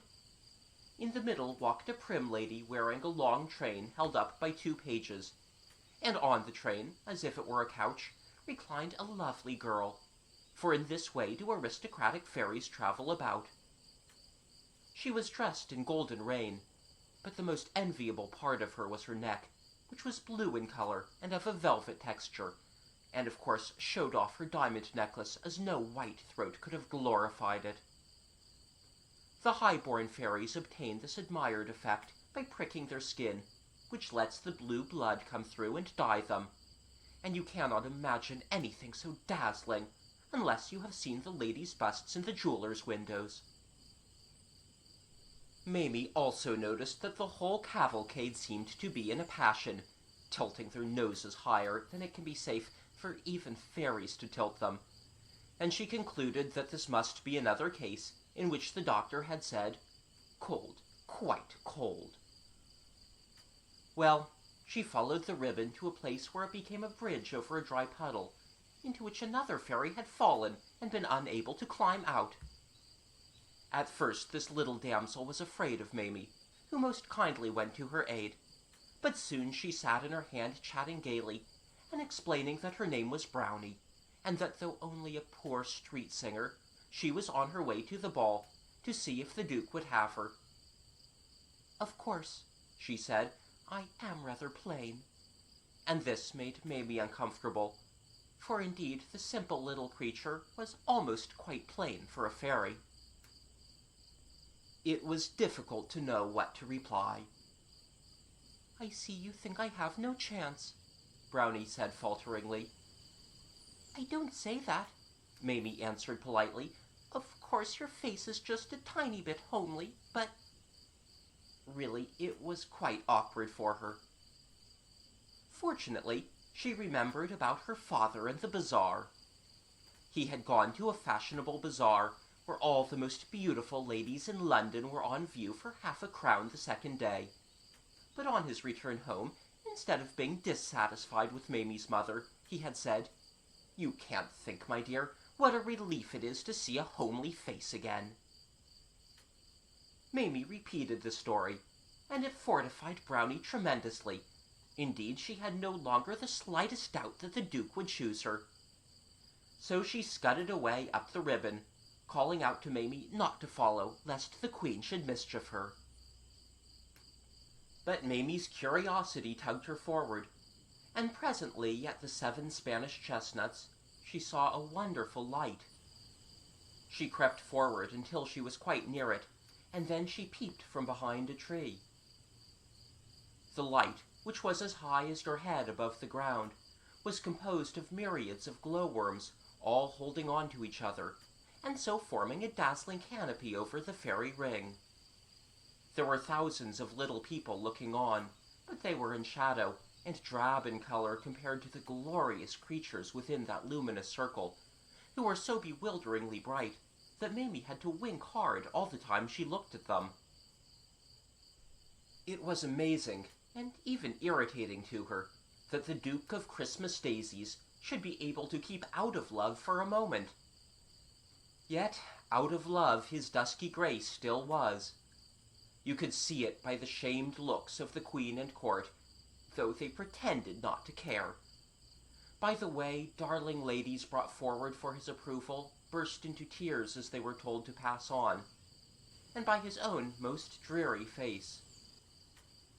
Mamie could also see the pompous doctor feeling the Duke's heart, and hear him give utterance to his parrot cry, and she was particularly sorry for the Cupids, who stood in their fool's caps in obscure places, and every time they heard that "cold, quite cold," bowed their disgraced little heads. She was disappointed not to see Peter Pan, and I may as well tell you now why he was so late that night. It was because his boat had got wedged on the Serpentine, between fields of floating ice, through which he had to break a perilous passage with his trusty paddle. The fairies had as yet scarcely missed him, for they could not dance, so heavy were their hearts. They forget all the steps when they are sad, and remember them again when they are merry. David tells me that fairies never say, "We feel happy." What they say is, "We feel dancy." Well, they were looking very undancy indeed, when sudden laughter broke out among the onlookers, caused by Brownie, who had just arrived and was insisting on her right to be presented to the Duke. Mamie craned forward eagerly to see how her friend fared, though she had really no hope. No one seemed to have the least hope except Brownie herself, who, however, was absolutely confident. She was led before his grace, and the doctor, putting a finger carelessly on the ducal heart, which for convenience sake was reached by a little trap door in his diamond shirt, had begun to say mechanically, "Cold, quite," when he stopped abruptly. "What's this?" he cried, and first he shook the heart like a watch, and then he put his ear to it. "Bless my soul!" cried the doctor, and by this time, of course, the excitement among the spectators was tremendous, fairies fainting right and left. Everybody stared breathlessly at the Duke, who was very much startled, and looked as if he would like to run away. "Good gracious me!" the doctor was heard muttering, and now the heart was evidently on fire, for he had to jerk his fingers away from it and put them in his mouth. The suspense was awful. Then, in a loud voice and bowing low, "My Lord Duke," said the physician elatedly, I have the honor to inform your Excellency that your Grace is in love." You can't conceive the effect of it. Brownie held out her arms to the Duke, and he flung himself into them. The Queen leapt into the arms of the Lord Chamberlain, and the ladies of the court leapt into the arms of her gentlemen, for it is etiquette to follow her example in everything. Thus, in a single moment, about 50 marriages took place, for if you leap into each other's arms, it is a fairy wedding. Of course, a clergyman has to be present. How the crowd cheered and leapt. Trumpets brayed, the moon came out, and immediately 1,000 couples seized hold of its rays as if they were ribbons in a May dance, and waltzed in wild abandon round the fairy ring. Most gladsome sight of all, the Cupids plucked the hated fools' caps from their heads and cast them high in the air. And then Mamie went and spoiled everything.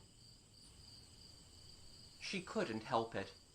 She was crazy with delight over her little friend's good fortune, so she took several steps forward and cried in an ecstasy, "Oh, Brownie, how splendid!" Everybody stood still. The music ceased, the lights went out, and all in the time you may take to say, "Oh dear!" An awful sense of her peril came upon Mamie.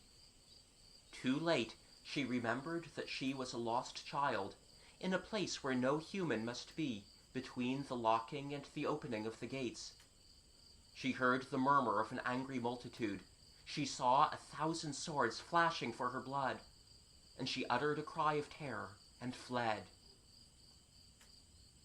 How she ran!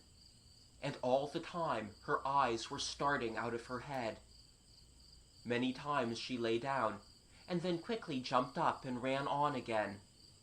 Her little mind was so entangled in terrors that she no longer knew she was in the gardens.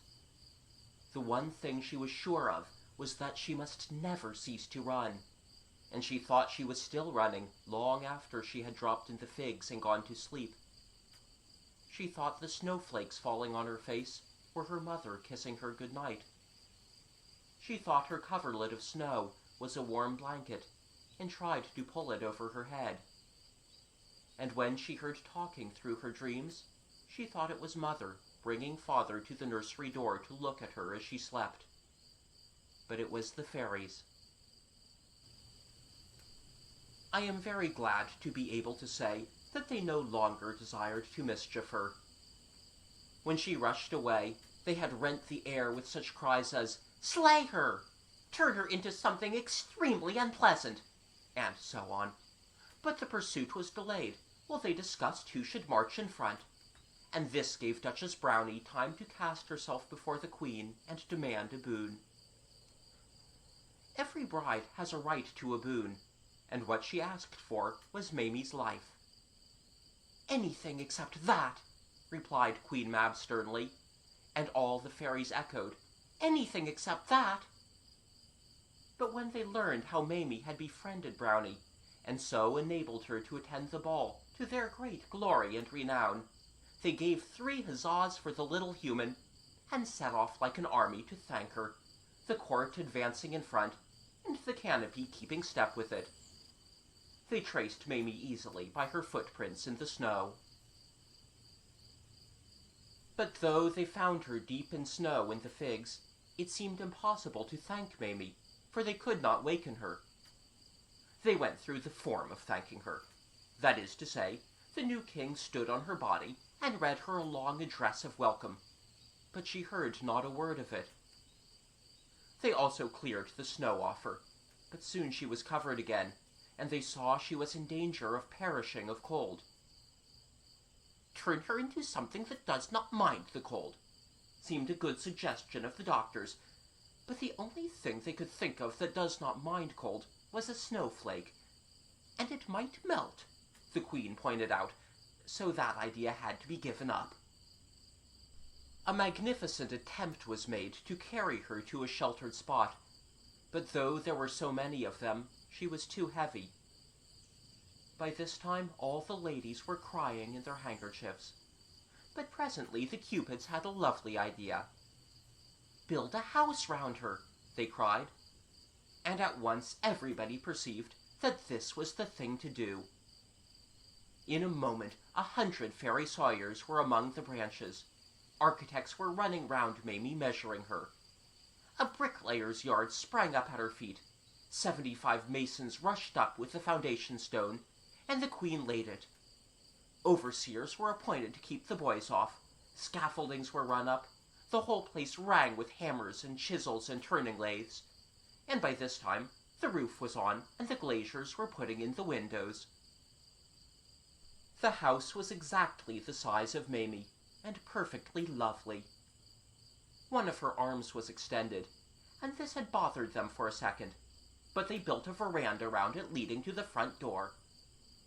The windows were the size of a colored picture book, and the door rather smaller, but it would be easy for her to get out by taking off the roof.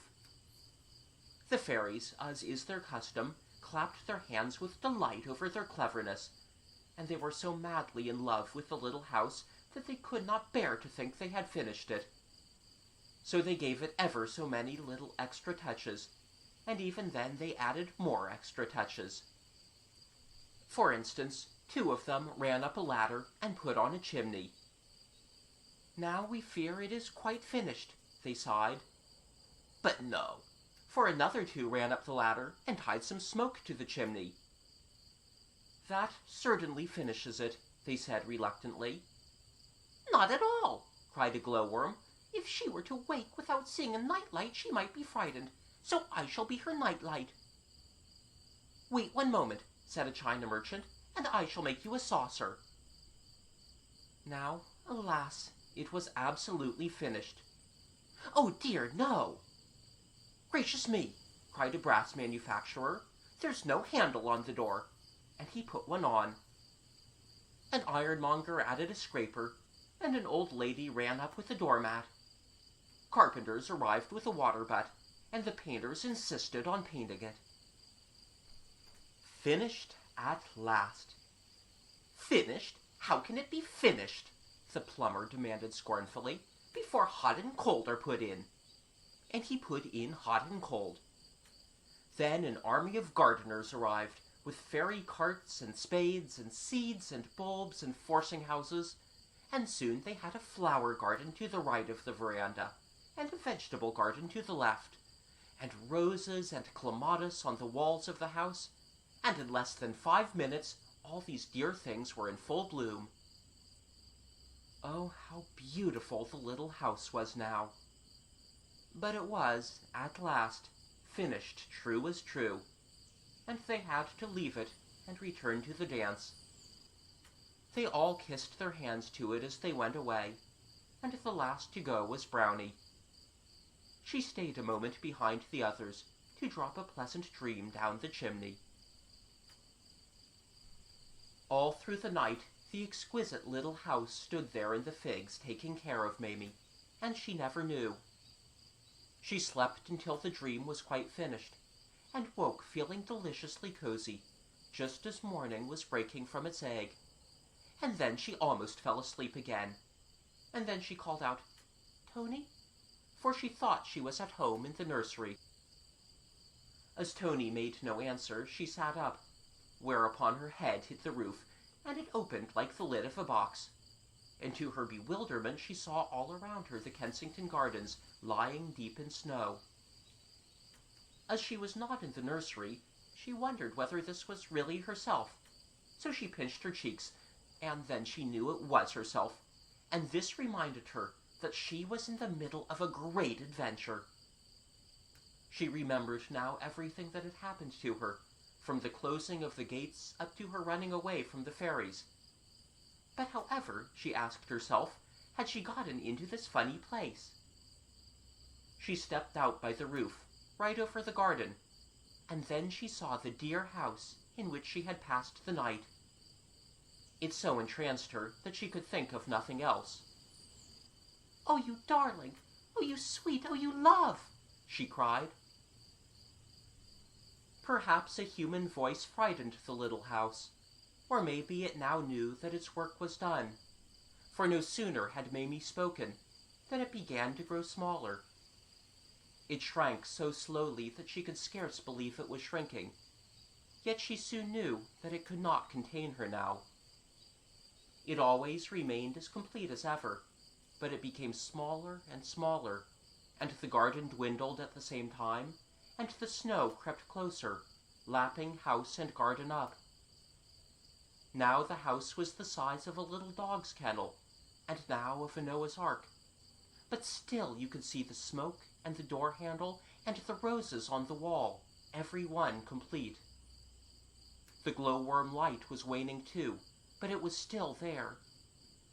"Darling, loveliest, don't go," Mamie cried, falling on her knees, for the little house was now the size of a reel of thread, but still quite complete. But as she stretched out her arms imploringly, the snow crept up on all sides until it met itself, and where the little house had been was now one unbroken expanse of snow. Mamie stamped her foot naughtily, and was putting her fingers to her eyes, when she heard a kind voice say, "Don't cry, pretty human, don't cry." And then she turned round, and saw a beautiful little naked boy regarding her wistfully. She knew at once that he must be Peter Pan. Mamie felt quite shy, but Peter knew not what shy was. "I hope you have had a good night," he said earnestly. "Thank you," she replied. "I was so cozy and warm. But you—" and she looked at his nakedness awkwardly. "Don't you feel the least bit cold?" Now, cold was another word Peter had forgotten, so he answered, "I think not, but I may be wrong. You see, I am rather ignorant. I am not exactly a boy. Solomon says I am a betwixt and between." "So that is what it is called," said Mamie thoughtfully. "That's not my name," he explained. "My name is Peter Pan." "Yes, of course," she said. "I know. Everybody knows." You can't think how pleased Peter was to learn that all the people outside the gates knew about him. He begged Mamie to tell him what they knew and what they said, and she did so. They were sitting by this time on a fallen tree. Peter had cleared off the snow for Mamie, but he sat on a snowy bit himself. "Squeeze closer," Mamie said. "What is that?" he asked, and she showed him, and then he did it. They talked together, and he found that people knew a great deal about him, but not everything. Not that he had gone back to his mother and been barred out, for instance, and he said nothing of this to Mamie, for it still humiliated him. "Do they know that I play games exactly like real boys?" he asked very proudly. "Oh, Mamie, please tell them." But when he revealed how he played, by sailing his hoop on the round pond and so on, she was simply horrified. "All your ways of playing," she said, with her big eyes on him, "are quite wrong, and not in the least like how boys play." Poor Peter uttered a little moan at this, and he cried for the first time for I know not how long. Mamie was extremely sorry for him, and lent him her handkerchief, but he didn't know in the least what to do with it, so she showed him. That is to say, she wiped her eyes, and then gave it back to him, saying, "Now you do it." But instead of wiping his own eyes, he wiped hers, and she thought it best to pretend that this was what she had meant. She said, out of pity for him, "I shall give you a kiss if you like." But though he once knew, he had long forgotten what kisses are, and he replied, "Thank you," and held out his hand, thinking she had offered to put something into it. This was a great shock to her, but she felt she could not explain without shaming him, so with charming delicacy she gave Peter a thimble which happened to be in her pocket, and pretended that it was a kiss. Poor little boy! He quite believed her, and to this day he wears it on his finger, though there can be scarcely anyone who needs a thimble so little. You see, though still a tiny child, It was really years and years since he had seen his mother, and I dare say the baby who had supplanted him was now a man with whiskers. But you must not think that Peter Pan was a boy to pity rather than to admire. If Mamie began by thinking this, she soon found she was very much mistaken. Her eyes glistened with admiration when he told her of his adventures, especially of how he went to and fro between the island and the gardens in the thrush's nest. "How romantic!" Mamie exclaimed, but this was another unknown word, and he hung his head, thinking she was despising him. "I suppose Tony would not have done that?" he said very humbly. "Never, never," she answered with conviction. "He would have been afraid." "What is afraid?" asked Peter longingly. He thought it must be some splendid thing. "I do wish you would teach me how to be afraid, Mamie," he said. "I believe no one could teach that to you," she answered adoringly, but Peter thought she meant that he was stupid.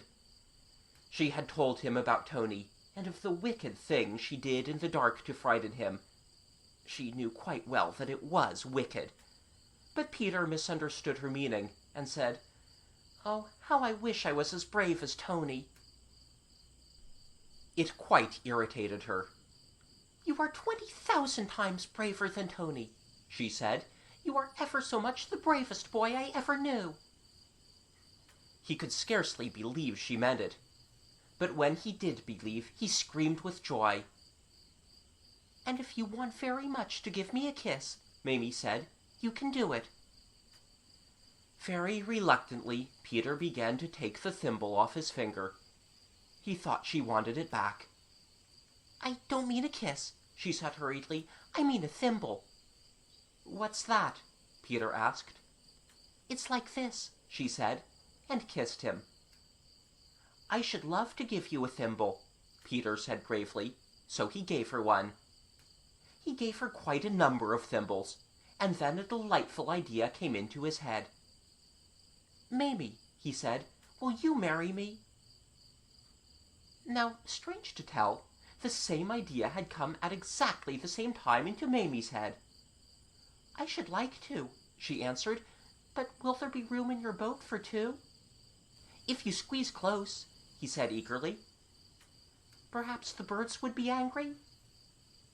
He assured her that the birds would love to have her, though I am not so certain of it myself. Also, that there were very few birds in winter. "Of course, they might want your clothes," he had to admit rather falteringly. She was somewhat indignant at this. "They are always thinking of their nests," he said apologetically, "and there are some bits of you," he stroked the fur on her pelisse, "that would excite them very much." "They shan't have my fur," she said sharply. "No," he said, still fondling it, however. "No." "Oh, Mamie," he said rapturously, "do you know why I love you? It is because you are like a beautiful nest." Somehow this made her uneasy. "I think you are speaking more like a bird than a boy now," she said, holding back, and indeed he was even looking rather like a bird. "After all," she said, "you are only a betwixt and between." But it hurt him so much that she immediately added, "It must be a delicious thing to be." "Come and be one then, dear Mamie," he implored her, and they set off for the boat, for it was now very near open gate time. "And you are not a bit like a nest," he whispered to please her. "But I think it is rather nice to be like one," she said in a woman's contradictory way. "And Peter, dear, though I can't give them my fur, I wouldn't mind their building in it. Fancy a nest in my neck, with little spotty eggs in it. Oh, Peter, how perfectly lovely!" But as they drew near the Serpentine, she shivered a little, and said, "Of course, I shall go and see Mother often, quite often. It is not as if I was saying good-bye forever to Mother. It is not in the least like that. "Oh, no," answered Peter. But in his heart he knew it was very like that, and he would have told her so had he not been in a quaking fear of losing her. He was so fond of her, he felt he could not live without her. "She will forget her mother in time, and be happy with me," he kept saying to himself, and he hurried her on, giving her thimbles by the way. But even when she had seen the boat, and exclaimed ecstatically over its loveliness, she still talked tremblingly about her mother. "You know quite well, Peter, don't you," she said, "that I wouldn't come unless I knew for certain I could go back to Mother whenever I want to? Peter, say it." He said it, but he could no longer look her in the face. "If you are sure your mother will always want you," he added rather sourly. "The idea of Mother's not always wanting me!" Mamie cried, and her face glistened. "If she doesn't bar you out," said Peter huskily. "The door," replied Mamie, "will always, always be open, and Mother will always be waiting at it for me." "Then," said Peter, not without grimness, "step in if you feel so sure of her." And he helped Mamie into the thrush's nest. "But why don't you look at me?" she asked, taking him by the arm. Peter tried hard not to look. He tried to push off. Then he gave a great gulp, and jumped ashore, and sat down miserably in the snow. She went to him. "What is it, dear, dear Peter?" she said, wondering. "Oh, Mamie," he cried, "it isn't fair to take you with me if you think you can go back. Your mother—" He gulped again. "You don't know them as well as I do." And then he told her the woeful story of how he had been barred out, and she gasped all the time. "But my mother," she said, "my mother." "Yes, she would," said Peter. "They are all the same. I dare say she is looking for another one already." Mamie was aghast. "I can't believe it. You see, when you went away, your mother had none, but my mother has Tony, and surely they are satisfied when they have one." Peter replied bitterly, "You should see the letters Solomon gets from ladies who have 6. Just then they heard a grating creak, followed by creak, creak, all round the gardens. It was the opening of the gates, and Peter jumped nervously into his boat. He knew Mamie would not come with him now, and he was trying bravely not to cry. But Mamie was sobbing painfully. "If I should be too late," she said in agony. "Oh, Peter, if she has got another one already!" Again he sprang ashore, as if she had called him back. "I shall come and look for you tonight," he said, squeezing close. "But if you hurry away, I think you will be in time." Then he pressed a last thimble on her sweet little mouth, and covered his face with his hands so that he might not see her go. "Dear Peter," she cried. "Dear Mamie," cried the tragic boy. She leapt into his arms, so that it was a sort of fairy wedding. And then she hurried away. Oh, how she hastened to the gates! Peter, you may be sure, was back in the gardens that night as soon as Lockout sounded. But he found no Mamie, and so he knew she had been in time. For long he hoped that some night she would come back to him. Often he thought he saw her waiting for him by the shore of the Serpentine as his bark drew to land. But Mamie never went back. She wanted to, but she was afraid that if she saw her dear betwixt and between again, she would linger with him too long. And besides, the Ayah now kept a sharp eye on her.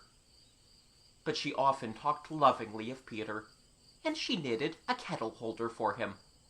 And one day, when she was wondering what Easter present he would like, her mother made a suggestion. Nothing, she said thoughtfully, would be so useful to him as a goat. He could ride on it, cried Mamie, and play on his pipe at the same time. Then, her mother asked, won't you give him your goat, the one you frightened Tony with at night? But it isn't a real goat, Mamie said. It seems very real to Tony, replied her mother. It seems frightfully real to me too, Mamie admitted, but how could I give it to Peter? Her mother knew a way, and next day, accompanied by Tony, who was really quite a nice boy, though of course he could not compare, they went to the gardens, and Mamie stood alone within a fairy ring. And then her mother, who was a rather gifted lady, said, My daughter, tell me, if you can, what have you got for Peter Pan? To which Mamie replied, I have a goat for him to ride. Observe me cast it far and wide. Then she flung her arms about, as if she were sowing seed, and turned round 3 times. Next Tony said, If P doth find it waiting here, will ne'er again make me to fear?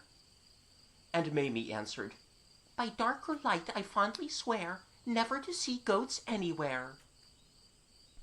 She also left a letter to Peter in a likely place, explaining what she had done, and begging him to ask the fairies to turn the goat into one convenient for riding on. Well, it all happened just as she hoped, for Peter found the letter, and of course nothing could be easier for the fairies than to turn the goat into a real one. And so that is how Peter got the goat, on which he now rides round the gardens every night, playing sublimely on his pipe. And Mamie kept her promise, and never frightened Tony with a goat again. Though I have heard that she created another animal. Until she was quite a big girl, she continued to leave presents for Peter in the gardens, with letters explaining how humans play with them. And she is not the only one who has done this. David does it, for instance, and he and I know the likeliest place for leaving them in. And we shall tell you if you like, but for mercy's sake, don't ask us before Porthos, for he is so fond of toys that were he to find out the place, he would take every one of them. Though Peter still remembers Mamie, he has become as gay as ever, and often in sheer happiness he jumps off his goat and lies kicking merrily on the grass. Oh, he has a joyful time. But he has still a vague memory that he was a human once, and it makes him especially kind to the house swallows when they visit the island, for house swallows are the spirits of little children who have died. They always build in the eaves of the houses where they lived when they were humans, and sometimes they try to fly in at a nursery window, and perhaps that is why Peter loves them best of all the birds. And the little house? Every lawful night, that is to say, every night except ball nights, the fairies now build the little house, lest there should be a human child lost in the gardens. And Peter rides the marches looking for lost ones, and if he finds them, he carries them on his goat to the little house. And when they wake up, they are in it, and when they step out, they see it. The fairies build the house merely because it is so pretty, but Peter rides round in memory of Mamie, and because he still loves to do just as he believes real boys would do. But you must not think that because somewhere among the trees the little house is twinkling, it is a safe thing to remain in the gardens after lockout time. If the bad ones among the fairies happen to be out that night, they will certainly mischief you. And even though they are not, you may perish of cold and dark before Peter Pan comes round. He has been too late several times, and when he sees he is too late, he runs back to the thrush's nest for his paddle, of which Mamie had told him the true use, and he digs a grave for the child, and erects a little tombstone, and carves the poor thing's initials on it. He does this at once, because he thinks it is what real boys would do, and you must have noticed the little stones. and that there are always two together. He puts them in twos because they seem less lonely. I think that quite the most touching sight in the gardens is the two tombstones of Walter Stephen Matthews and Phoebe Phelps. They stand together at the spot where the parish of Westminster St. Mary's is said to meet the parish of Paddington. Here Peter found the two babes, who had fallen unnoticed from their perambulators, Phoebe, aged 13 months, and Walter probably still younger, for Peter seems to have felt a delicacy about putting any age on his stone. They lie side by side, and the simple inscriptions read WSTM and 13A, PP, 1841. David sometimes places white flowers on these two innocent graves. But how strange for parents, when they hurry into the gardens at the opening of the gates, looking for their lost one, to find the sweetest little tombstone instead. I do hope that Peter is not too ready with his spade. It is all rather sad.